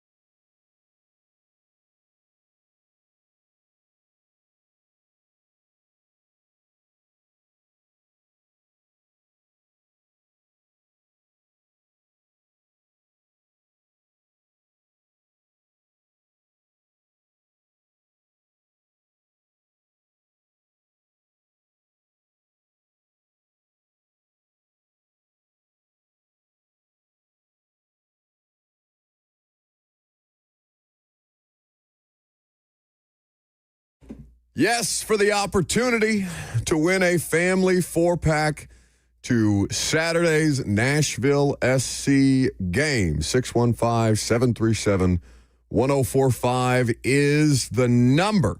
What is your Friday fire for the opportunity to win those tickets? You call in, you tell us. If your feel good is the most feel good, we'll send you to that soccer game that Lucas will be on the call for. You almost call him Logan? Well, that's because my Friday fire is Logan Paul. Did you see this? Wanting to fight an NFL player? He says he has a $1 million prize on the line to challenge NFL players. According to him, nobody in the league is actually willing to risk their own cash to fight him. He went on Twitter on Friday, which I guess was this morning, to address the viral challenge he issued to pro football players, where he challenged them to put $1 million of their own money in escrow, fly to his gym in Puerto Rico with travel expenses covered, and fight him with 3 professional judges and an official referee overseeing the bout. So, in true WWE fashion, he is continuing to be a self-promoter. I guess this is the product of his back and forth with Tom Brady, who questioned Paul's competitiveness against football players during a flag football discussion. So now instead he takes to his podcast. He says, any NFL player that wants to fight me with $1 million of their own money on the line, I will fly you to Puerto Rico and we will do this thing. Except there's one that's challenged him. Lev Bell did one of these boxing matches, right? Le'Veon Bell, the former Steelers running back. Yeah, I can't remember who the hell he knocked out, but he's had a couple. Adrian Peterson? He's had a couple of fights. It might have been. I think they fought each other. There's a handful of players. Well, he's been tweeting through it, Le'Veon Bell. He really wants that money. Well, that's the thing. If you put him in a ring with a practice squad player, not guys who have made real money in their career, but like the guys that don't have $1 million to put on the line, that dude's going to rip his face off. Like guys that are hungry for the money, because you're talking about dudes who commit violence for money. Okay? And I understand that Logan Paul thinks he's one of these guys, but the idea of some practice squad scrub flying down to Puerto Rico, finding $1 million to put on a line and then just beating the absolute piss out of Logan Paul would delight me. Well, the whole thing is he's not going to fight any of these guys. Frank Gore is who Lev Bell fought. There you go. He's not going to fight any of these guys. That's right. It's all a social media, look at me, trying to get the views, the clicks, all that. Le'Veon Bell tweeted at Logan yesterday and said, "Stop ducking. Bro, you're trying to fight an NFL player that's never fought before. Let's set it up, bro. We all heard that you can't beat any NFL player. We can fight in April. The NFL draft is in Pittsburgh. We can fight NFL draft weekend. Let's make it happen." And Logan Paul responded, A, you're not in the NFL. B, you can actually fight, so I'd have to properly train, which means I'd have to step away from WWE, which I won't do, especially not for you. C, there's no money in this because you're not a draw. Prove me otherwise. Whoa. Of course, you want the opportunity. Expand it for me.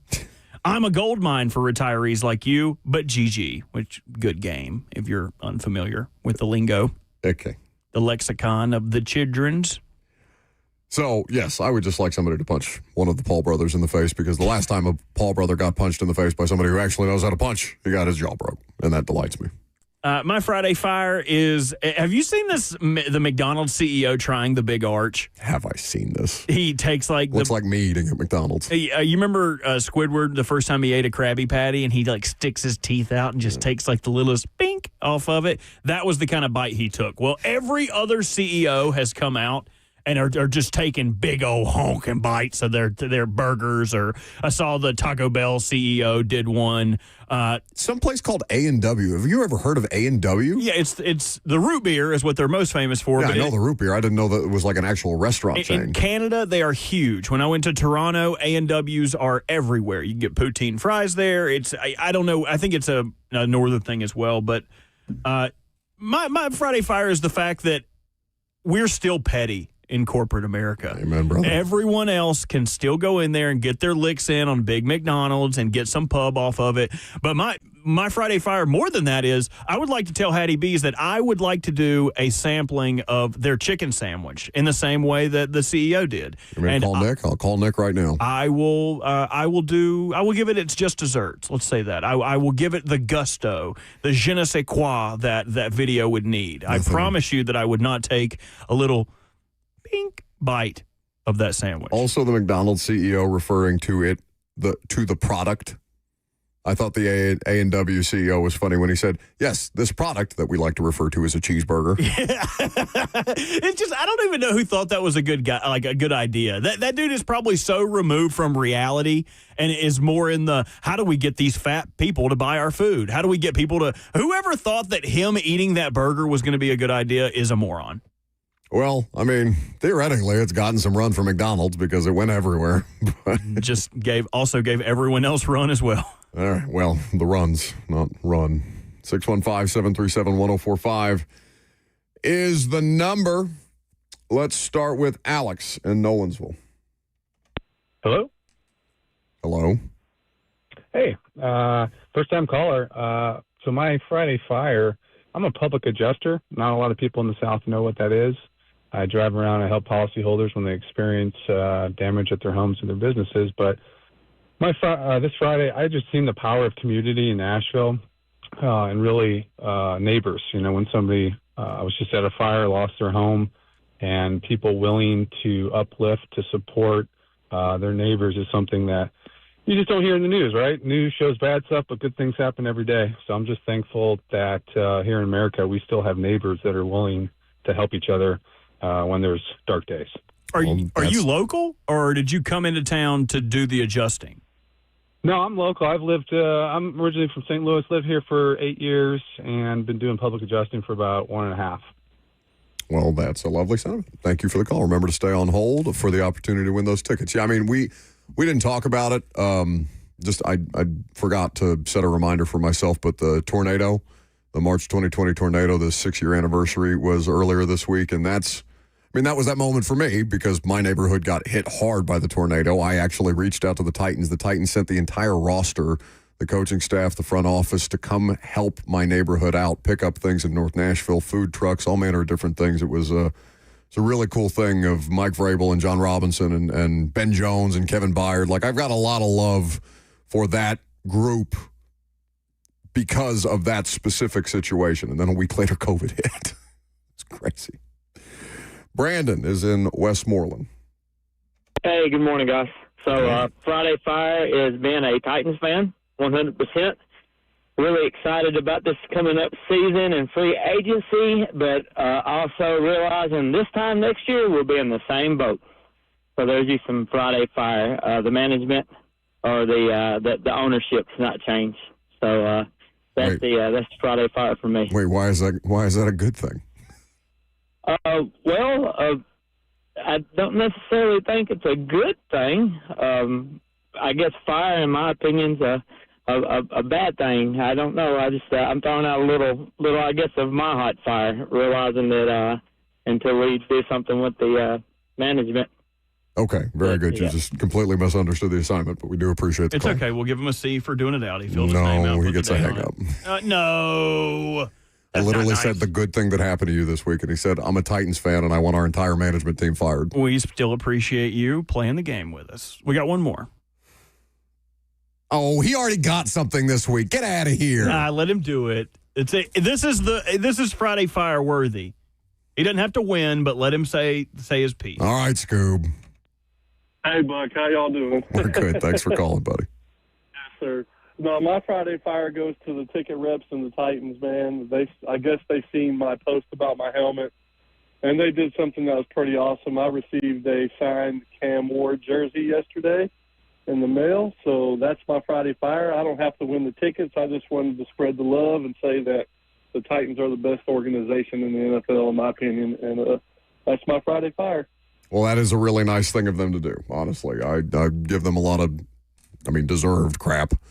But to reward so the situation was he had purchased an authentic T'Vondre Sweat signed helmet, and I guess it arrived the day before Sweat got traded. And then he posted his own, or reposted his own tweet and said, oh, well, I guess I'm SOL. And the Titans sent him a signed Cam Ward jersey to make up for it, because if they trade Cam, they didn't have to do that. No, they didn't have to do that at all. And I think a lot of teams, I think a lot of it would be easy to overlook that. But Scuba's obviously somebody who supports his team no matter what, which is fair to question given some of the behavior and some of the decision making that they've made. But good on the Titans for paying off a longtime fan. We're starting the Scoob Fan of the Year trend right now. I couldn't get Mitch in, but I can get Scoob in. Damn it. Okay, who you want to give the tickets to? Well, he doesn't want them, so we'll give them to Alex. Okay, very good. Well done by all. That's Friday Fire. Final hour coming up next.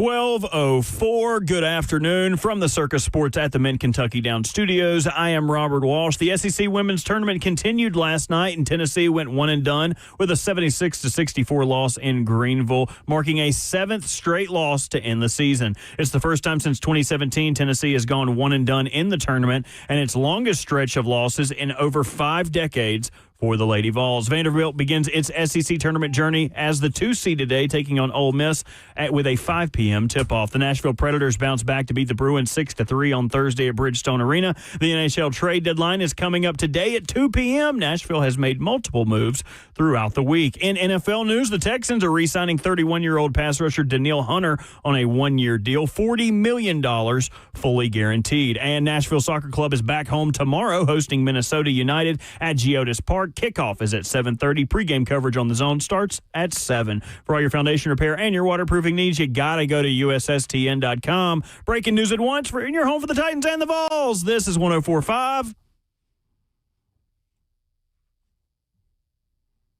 The Zone. The Zone. I did it. You didn't do it. Shut up.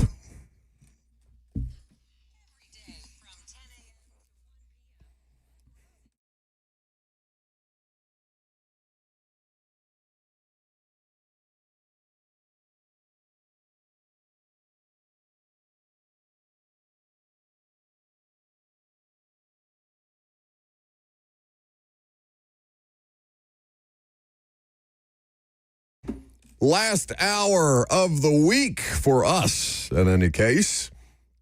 And I don't flash your stomach at the people watching on Zone TV. Showing them that belly. Showing them how smooth it is. I got that. I would Every time you do that, I'm going to pay Carrot Top $50 to smack you. I don't know in if the he'd stomach. leave a dent. I'd go so far as to say you got Stoney Keeley, you got me, you got Ramon. I think I've got the smoothest belly of the bunch. I didn't realize we were in a competition that way. Just me. 615-737-1045 is the number if you would like to participate at any point. You are welcome to do so if you dare to venture into the F&M Bank chat where the show is live streamed. You can look upon that giant pink protruding belly. Oh. Pink. Yeah, I prefer translucent. You are a very distinct shade of pink. I am a neon white, as they say. Curtis says that's for the primetime stream only. They don't get to see my belly on primetime. They just get to see my extraclaviculars. No, you're not. You like that? You like that? I know. Them I hate shoulders. that. Look, I look like a Geo dude on there, dude. I'm built from the top up, baby. We need this final hour to just be done with so that we can move on and stop subjecting the audience to Robert and a strip tease in the middle of the day. Now, I had planned to talk about something else here, but you immediately got in my ear and said, Ricky's tweeting. What the hell does that mean? Explain to me and the audience why we should care about Ricky, whatever Ricky is, and his tweets. Don't you disparage that dog. Okay. Not even a little bit, dude. So help me understand, in the modern age of sports journalism, of journalism generally, where journalism is falling down upon itself, it's being toppled by, the political sphere, by the sports media sphere. It's failing journalism, and people like me are a dying breed. What is going on in the modern day of NFL free agency journalism? Explain it to me. If you are unfamiliar, I am. Ricky Scoops, at Ricky, Rickey Scoops on Twitter. This dog has been, we make a big deal about Groundhog Day and putting a lot of stock into what that animal says. Well, that rat's been lying for years. He's been terrible.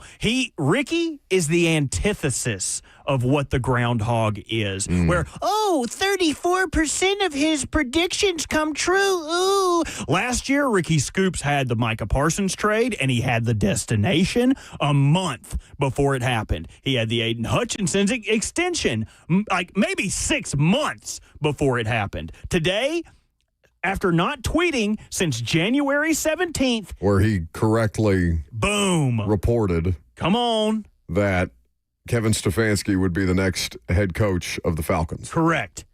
He has gotten it down. Today, we got a bevy of Ricky rumors. First one, barking rumor. Hearing that the Eagles have made Jalen Carter available in their pursuit for Raiders Max Crosby, you ready to let the dogs out? Are you ready to let the dogs out, Buck? Remember this, for if this trade happens, maybe it's not two first, but maybe it's Jalen Carter in a second. Maybe the Raiders could like that attitude. Maybe they're like, we need somebody to pooey, ding. They need somebody to do that on their defensive side. And maybe you didn't like that one. Maybe you're like, okay, that's a little too wishy-washy, it's a woozy, it's a wazzy for me. Let me give you something of more substance that we could find out as early as next Monday. A canine update from the canine. I've been told that the Chiefs are the K9 update from the CANINE, K9. I've been told that the Chiefs are the current favorites to land Super Bowl MVP Kenneth Walker III. The Giants have also been interested. We knew that. Okay, maybe we knew the Giants were interested. I don't think we knew that the Chiefs were the favorite, but they have some money to throw in that situation. It feels very reckless just reading some random burner accounts. Okay, but we'll keep track. We will keep the tallies. Okay. Remember, this was Ricky's predictions. And listen, you know me. I hate internet evaluators. I hate internet rumor mills. I hate the Dove Klymans of the world. I hate people that bring anything of non-substance and go, oh, look, hey, Buck, look at me. Look how smart I am. Look how good I am at this. I hate them.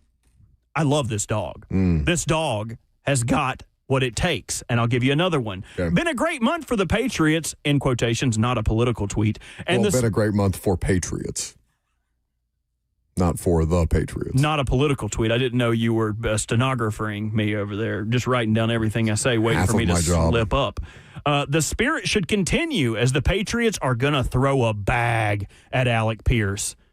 Will he take his place in a long line of gritty, gym rat, scrappy, lunch pail wide receivers that have called Foxborough home? Hashtag sneaky athletic. So a white guy. He's saying, I don't think anyone has said that. Has anyone else seen? Because all of the motion around the Patriots is they're going to trade for A.J. Brown. Mike Vrabel wants A.J. Brown. Even though he didn't fight for him hard enough to keep him in Tennessee, he wants A.J. Brown. Mike is not going to trade for A.J. Yeah, you're right, because they're going to sign Alec Pierce, because I would bet my bucket on it because the dog said so. We got one more, and it's Tennessee Titans related. Oh, I bet you guys are interested now. You're all sitting in your cars going, why would I listen to a dog? You're going to listen to the dog this time. Worst kept secret in the league is that Wan'Dale Robinson will be joining Brian Daboll in Tennessee and will be a great new weapon for the Titans and Cam Ward. Will he shave his head and join the Titans bald movement? And he has a graphic, Bald Squad, hashtag Titans up. Tighten up. I just said it wrong. Are you going to stop disparaging the dog? We'll find out Monday. Listen, I have no reason to push back on any of that. We're going to find out Monday. How many Celsius did you drink this morning? None. The dog just gets me going. You know I'm a cat guy, but when it comes to, I ain't going to Winston for NFL updates. I ain't like, hey, Winston, who the Ravens going to sign? I'm asking the dog. Somebody in the chat just said he deletes the wrong ones. Listen, I bet y'all do too. Hey, he deletes the wrong ones. Listen to yourself, so that inherently means there are right ones, right? That inherently means that he knows. My guy is out here running a fake dog burner account. Okay, maybe he's right about 67% of the stuff that he throws. Way higher. I've got Zach Lyons back here. Zach Lyons also a guy that lives and dies by the numbers. Excel spreadsheets, cross-referencing, looking at numbers, averages, means. What does that have to do with this dog? Medians. He believes in the dog. He trusts the dog. You should also trust the dog. I'm not out on the dog, okay? You're not out on it? I'm not out on the dog. I don't know anything about the dog. This is the first time you're bringing the dog to my attention. Can't believe you. He is an insider emeritus. I don't know why you would. What does that mean? I didn't see him at the combine this year. What? Maybe that was the dog dogs that you weren't were allowed. petting. It was only service animals, which is. I know you were harassing the bomb-sniffing dog. They were so cute. Yeah, I love that dog. No, they had therapy dogs there as well that you could rub and pet. That was the dog that I got on the Meta glasses. Oh, okay, very or good. the Peta glasses. I need a therapy dog at this point in time. All right, so this is how somebody like also people want the your barking noise to replace our breaking news laser light show sound as we have Blaine Bishop as the reckless speculation sound. we will now have the Robert Walsh breaking dog news sound as the breaking news, the official breaking news sound of the Buck Rising Show. Oh, man, I'd have to make a whole new bed for that. Sounds like a lot of work. Sounds like you guys aren't going to get that. I see how much spare time you have in the morning. I had my stepdad. Run out of breath there? Yeah, I did a little bit. I need a cig. My stepdad, Randy, he's terrible. He owns a Jeep Medic thing. And, Current? No, he's my former stepfather. Okay. He used to have a pug named Frog. And I don't know if you're familiar with pugs or have ever been around their daily dealings, but they kind of just live in a constant sense of like between living and dying. They're always like, and that's the bark that I just did was in honor of Frog. Frog always, it just always sounded like he was going to die at any time. He lived to be like 18 years old. Really soft ears. Miss you, Frog. I miss you. I should just let you sit in that like I would Lucas when he makes a bad joke and then looks to us for a life raft. Like I used to do to Frog when he would throw up when he was on his medication. R.I.P. Frog. Okay. So, if the dog... His name is Ricky. Ricky Scoops. If the dog ends up being correct, we will rightly attribute the breaking news to the dog. That's all we can ask. This is the state of journalism. It makes me sad. All right. Which possible Titans free agents are the safest versus the biggest risks that the Titans might take in free agency? We can talk about that and take your phone calls coming up next.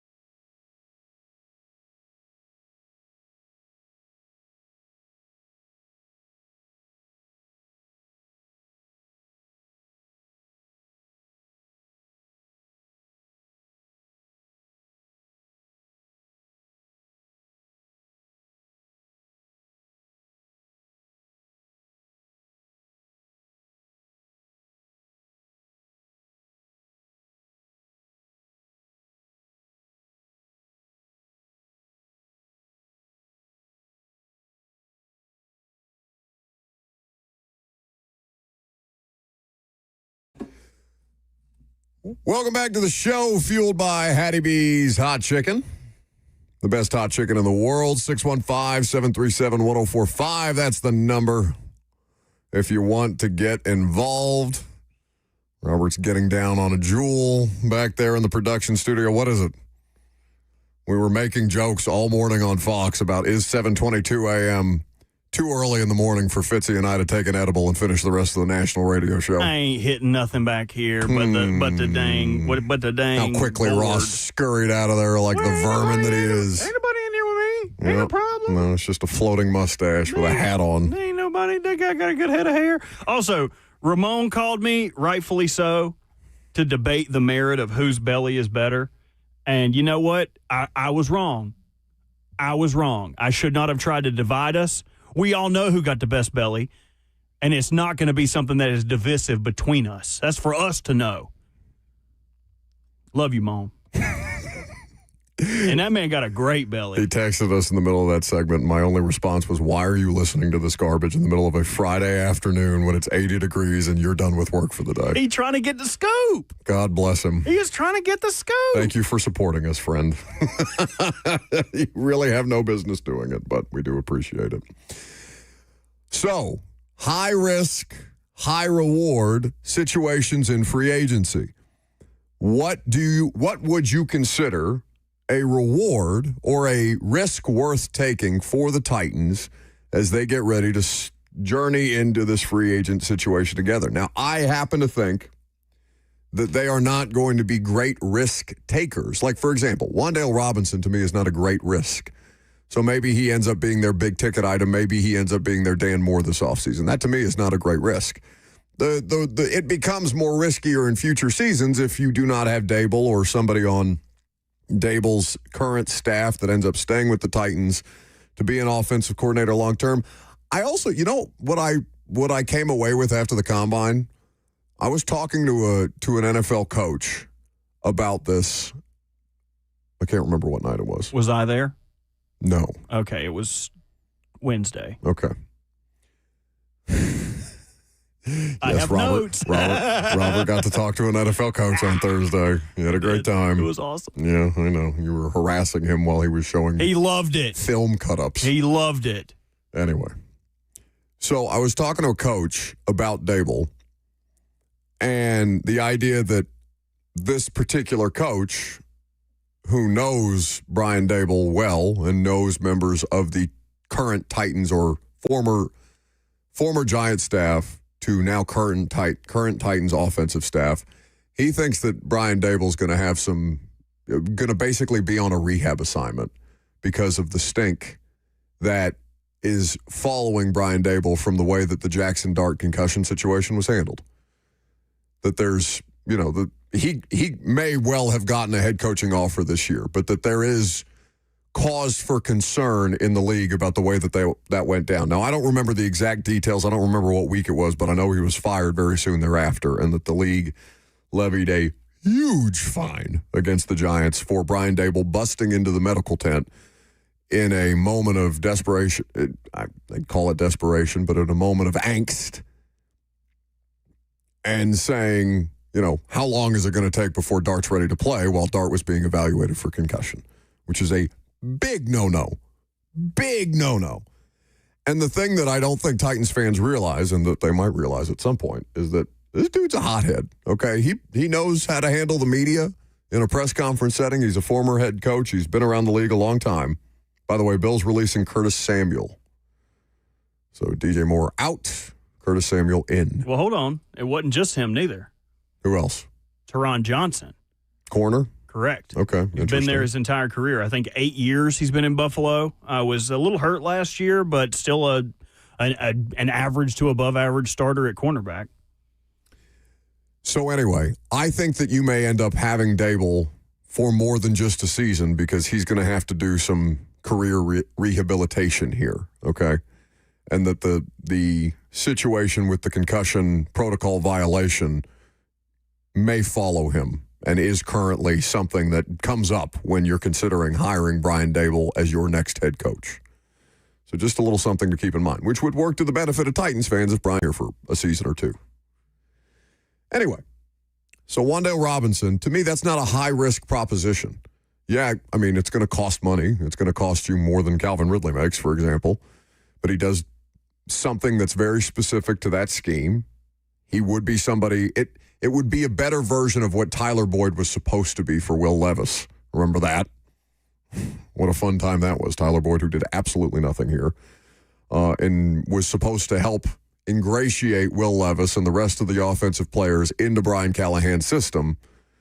And then it just never really took that way. And I don't think that was all Tyler Boyd's fault. I mean, we know that Brian Callahan had his own failings. We know Will Levis had plenty of his own failings.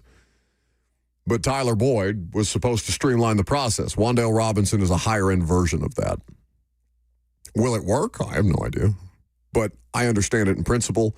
If the coaching staff is comfortable with him, if they think it's an immediate plus, if they think that, for example, that they can use Chimere DK in other ways while Wan'Dale Robinson is on the field, like that there are multiple deployments for this player who showed last season that he has more versatility to his game than just being a gadget guy.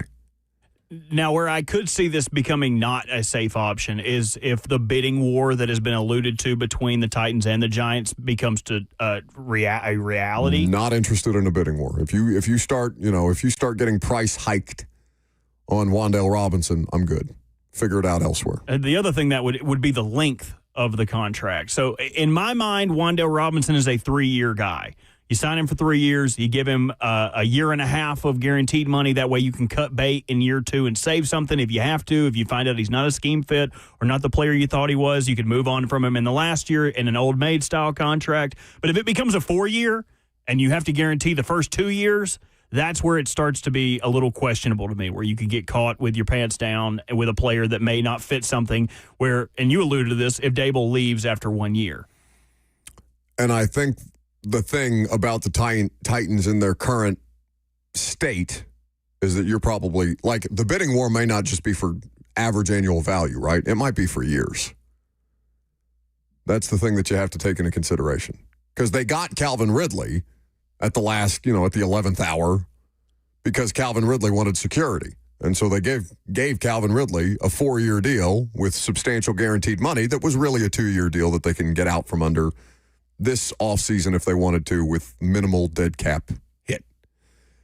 If that ended up being, I would rather them get into a situation like that with Wan'Dale Robinson that ends up being a 2-year deal versus paying a higher AAV with a higher guaranteed salary on a 3-year deal. Agreed. And you kind of alluded this earlier in the show, but I think the riskiest proposition for them would be to overpay and overvalue one of the corners in this class rather than not picking 2 of them that you could potentially pay around market price. Like if you have to pay top of market or adjacent to top of market for a Jalen Watson or a Jamil Dean or a Greg Newsome, and you get tied to one of these guys that's never been great but has been good in spots, that to me is the easiest blow-up scenario, especially if it's a 4-year deal where we talked about before, where the first 2 years are guaranteed and you're tied to this guy. Your next Cheeto. Yep, bingo. And it didn't work out for Cheeto, and I think his cut was more about the money they stood to make by cutting him than his actual play, because Cheeto had a decent year with the Ravens. And he just didn't play here. He just a little too hurt. When he did, I don't think he was as bad as people remember him being, but it was just the juxtaposition of both of those things, the money, and he wasn't very available for in his first year and tenure here. But if they were going to look at a cornerback that I think would make some sense, and I'm open to being wrong about this, I'm a big fan of Cam Taylor-Britt out of Cincinnati. Kind of fell out of favor there after Lou Anarumo left. They tried to move him at the trade deadline last year. I think he would be a cheaper option, and you may even be able to sign a guy like that to a 1-year prove-it deal, where Saleh may be able to talk to these guys. I think that would be the strength of Saleh, if I'm being completely honest. Hey, come here, play 1 year in our defense, and if you play well, I'm going to get you paid. We're going to have a 4-man front. We're going to have pressure. That's going to raise the floor of our secondary. Like, I would assume that they would be targeting turnovers and try to get players who could capitalize on moments in games like that, where if you could get a Cam Taylor-Britt on a 1-year deal, pay him $13 million and say, you know what, after this, we can figure out if we want to keep you or you can bounce. Those kind of deals would be the make or break portion of the offseason to me. It's not the big deals they sign. It's the supplementary pieces they sign that don't carry baggage into future years. Those matter so much more for a team like this one because it gives you the necessary time to regenerate your roster through the draft organically.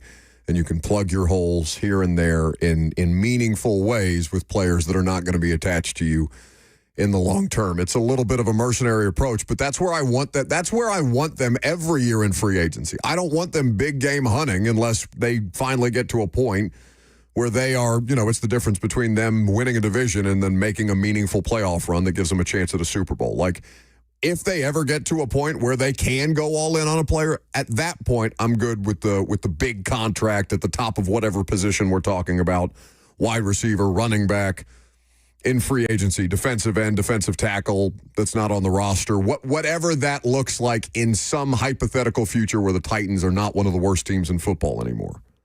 So Cam Taylor-Britt's best years with Cincinnati were 2023 and 2024, where he had 4 interceptions, started 12 games, and then in 24 had started all 17 games of the season and had 3 interceptions. In both seasons, he had an interception return for a touchdown. Having a guy like that on a defense that is going to inherently create pressure, I think would be a force multiplier. But again, there's not a shortage of guys like that in this free agent class. Like, I think a favorite among Titans fans, or at least Joseph Bonanno, if you've listened to him in the hallways at all, he really likes Tariq Woolen, and I can't blame him.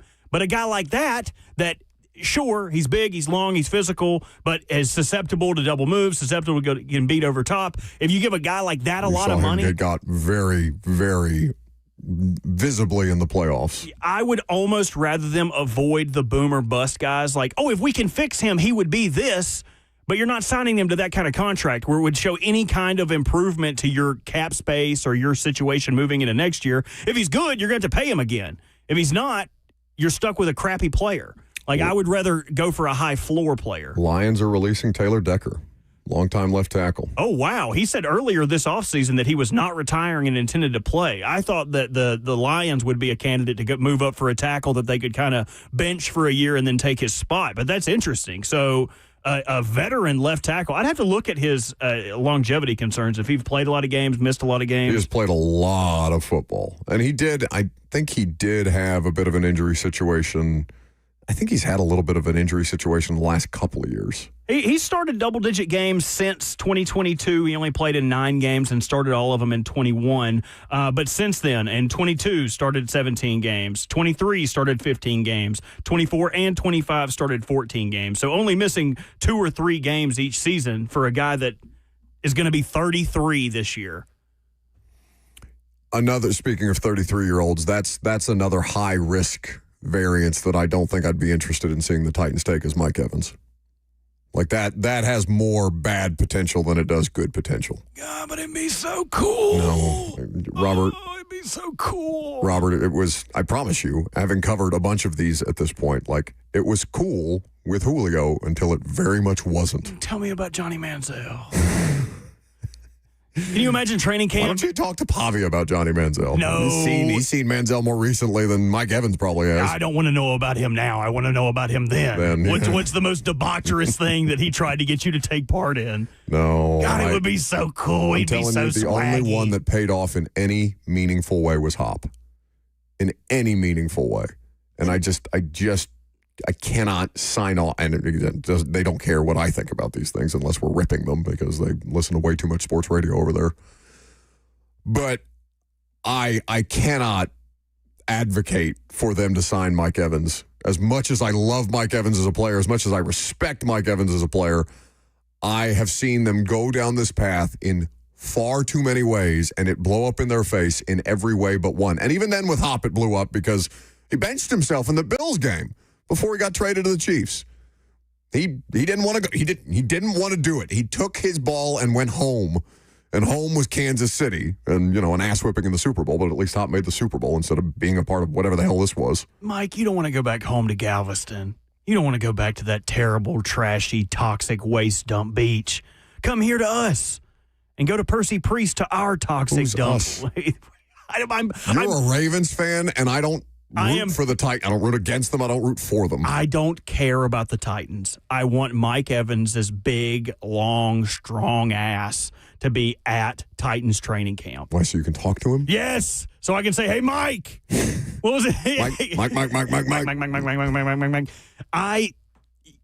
That's one of those that I just have to close my eyes and go, it's so crazy.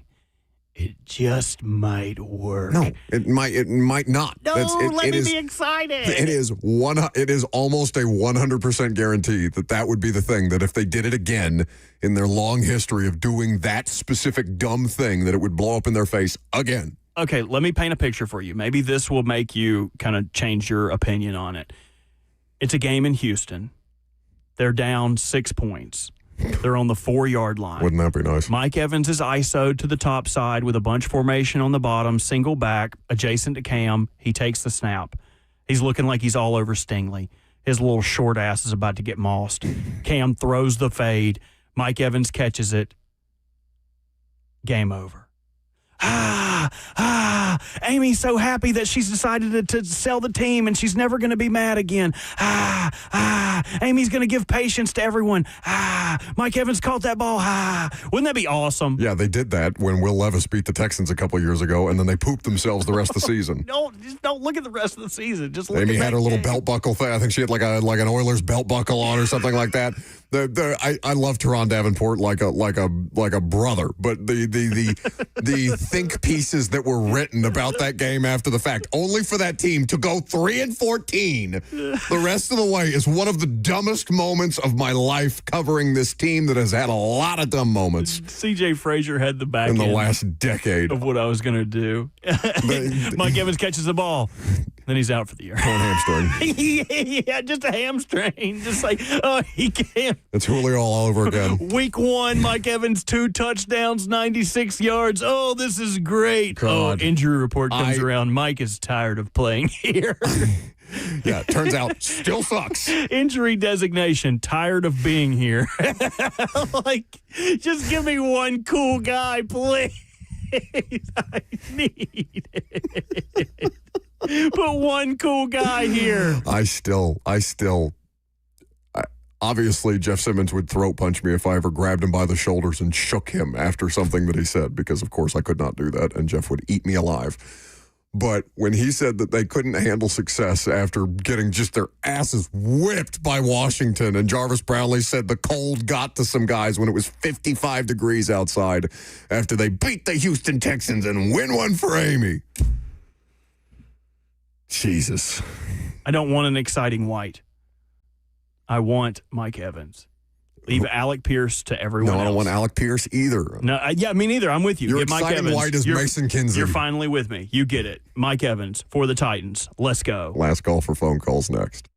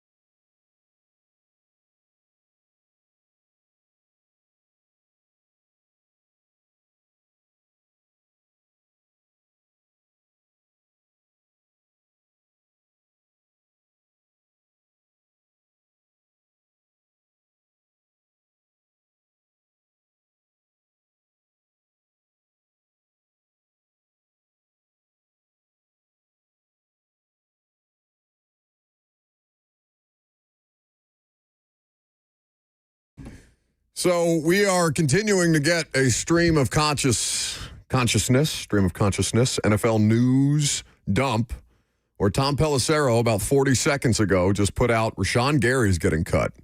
He's been the subject of trade talks in Green Bay.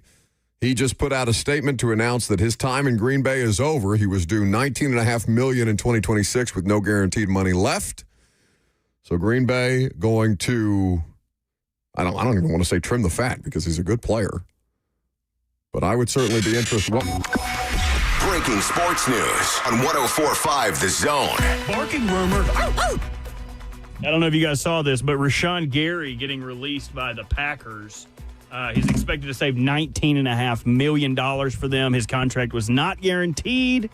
That's a big release, Buck. Sorry to interrupt you, whatever the hell you were talking about. Just when I think there's not another way that you can annoy me. Barking rumor. Didn't like that? Is that all it is?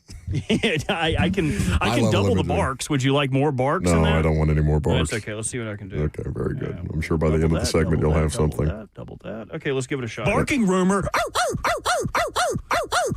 There you go. Oh my God. I can double it again. Would you like that? Sure. We're here you now. actually said yes. I love that. Anyway, I don't care anymore. You finally broken me. I simply don't care anymore. No, that's not true. That's not true. All right. What were You're we right. I stopped caring in about 2022. What were we right after when did I get my second contract here? That was when I stopped caring. Now we know. If you didn't already realize that. Anyway. Started 15 games for him last year. Never had less than he had 2 sacks his rookie year and 5 sacks his sophomore year. But since then, 9.5, 6, 9, 7.5, 7.5. Super effective player on the edge. Yeah, I take barking rumor.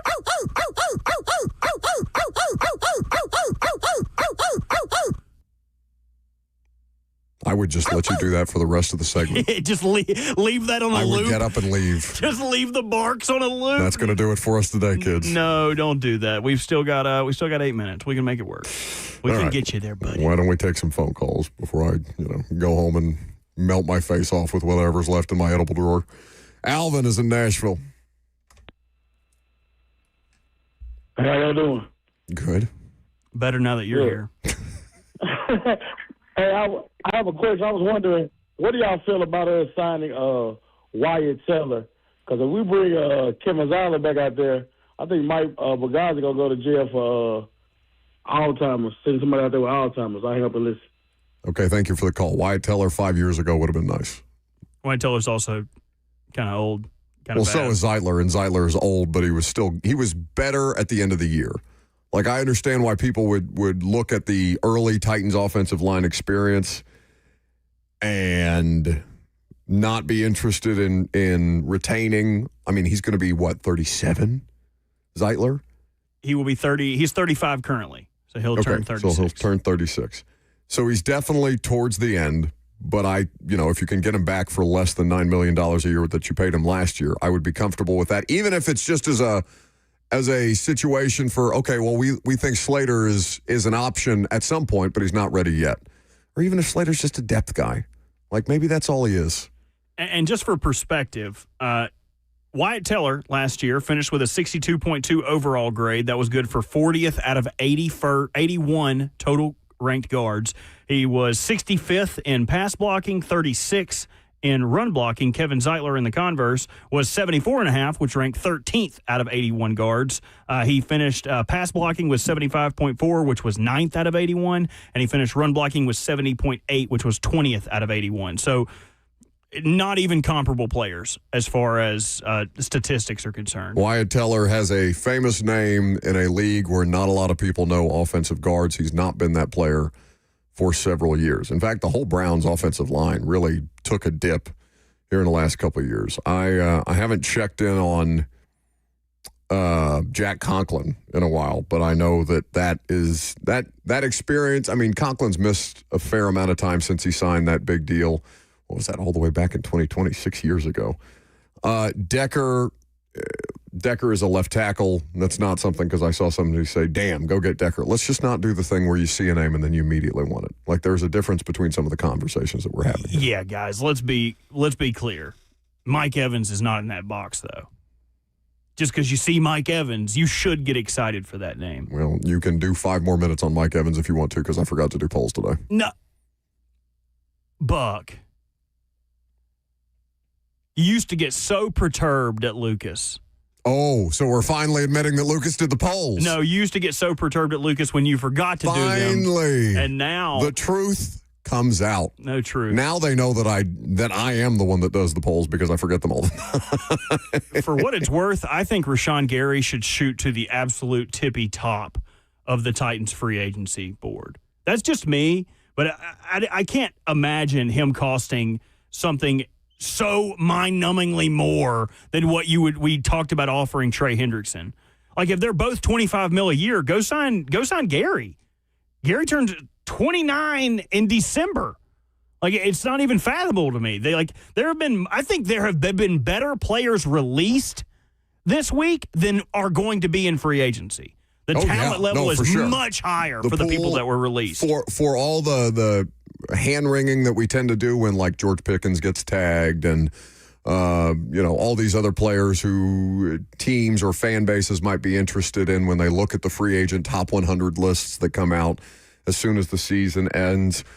This is a situation where a lot of the cap casualties are going. It's a weird year. Just a weird free agency and draft year for the way that some of this stuff is going to develop. Not just because the quarterback situation looks the way that it does in both the draft and free agency, but like there are legitimately good players that are going to be cast aside just for the purposes of cap casualties, not because they're not serviceable or not still good. Rashawn Gary, he's a stand-up guy, though, in that Green Bay defense, right? He can do either one. 277. He's got the bulk to put his hand in the dirt. I remember that coming out of Michigan, but then they worked with him a fair amount, and I don't think Hafley was the defensive coordinator when he came out. No, he wasn't. He kind of plays in Green Bay. I think they call it the elephant position, which is kind of like the farthest outside linebacker who can slide in short yardage situations. Organzi talked about that. About the elephant, or I think other people call them jacks, or like in each system, it's a different name. Also, are you familiar with the rapper T Grizzly? No. Sings First Day Out? No. They prayed on my downfall. You've definitely heard it, dude. It's very popular. Okay, Rashawn Gary is a dead ringer for him. You look it up. Is he bald? No, he's not bald. Yeah. Fantastic head of hair. We're out. No, not true. Mike Evans is going bald, though. How about this? Losing that hair. I see, I see a comment in the F&M Bank chat that I agree with. I would rather have Rashawn Gary than Ruben Bain. I don't think that's a conversation, but I would also say that they're probably two different players. Yeah, but I'm just saying, like, if you made me pick, like, are you going to spend selecting him at 4 if you were going to spend money, like, depending on how you were going to go about addressing this, right? Say, okay, let's put the Trey Hendrickson thing aside. Go get Rashawn Gary. Use 4 overall on Jeremiah Love. Continue to address the offensive line situation in free agency. Build a team that plays hard-nosed, physical defense that's actually going to impact the quarterback. Get right in the trenches. Draft Jeremiah Love as your offensive playmaker. That puts you in an infinitely better spot. If I was to, outline a better free agent or a better roster-building solution than the one that we had even a week ago when we were talking about this in Indianapolis, yeah, I would absolutely rather have Rashawn Gary than Ruben Bain. I think it would also quell the fears of people that are worried about taking Love with so much bigger holes around the roster. If you were to add someone of his talent level and then add Love, because I was in a chat with a bunch of Titans fans last night, and they cited, Sonny Styles is good. Yeah, Jeremiah Love is good, but we don't really need those guys. Like, we need a pass rush. We need a corner. We need a wide receiver. Why the hell would we take something we don't need? And I think if you ended up getting Gary, it would make a lot of Titans fans feel a little bit better about taking the best player in the draft, even though it's not at a position of need. 615-737-1045 is, who you talking to? It's like a verbal like a tick. Do you do It's that my when Tourette's. would you do that when you're out with people? You're like, yes, we had a great night. 615-737-1045. Interested in your opinion. Should I do that one time just to see what people do? Yeah, I know exactly what they do. They look at you like you have something on your forehead. Like I ran into a couple of listeners to the show last night. They asked me where you were. You did not invite me to your dinner, which I was appalled at because I thought you were paying. So I will never turn down a free dinner if Buck is paying, even if I hate sitting across from you. You're a disgusting eater. You guys should see him just using his hands and chewing with his mouth open and slurping his food. There's just grease stains all over his shirt. It's really awful. How many do you have on that shirt right now? How many grease stains? Count them. It's kind of one big one. 3. It's one big one. No. Because you've dropped food in the same spot so many times that several grease stains have now molded into one giant grease stain. Yeah, I'd say it's probably 2. That's going to do it for us this week. Thank God. We appreciate you guys hanging out with us. We will be back in force on Monday. I am going to do Fox again on Monday morning from 5 to 8. So if you want to hang out there too, we can do that.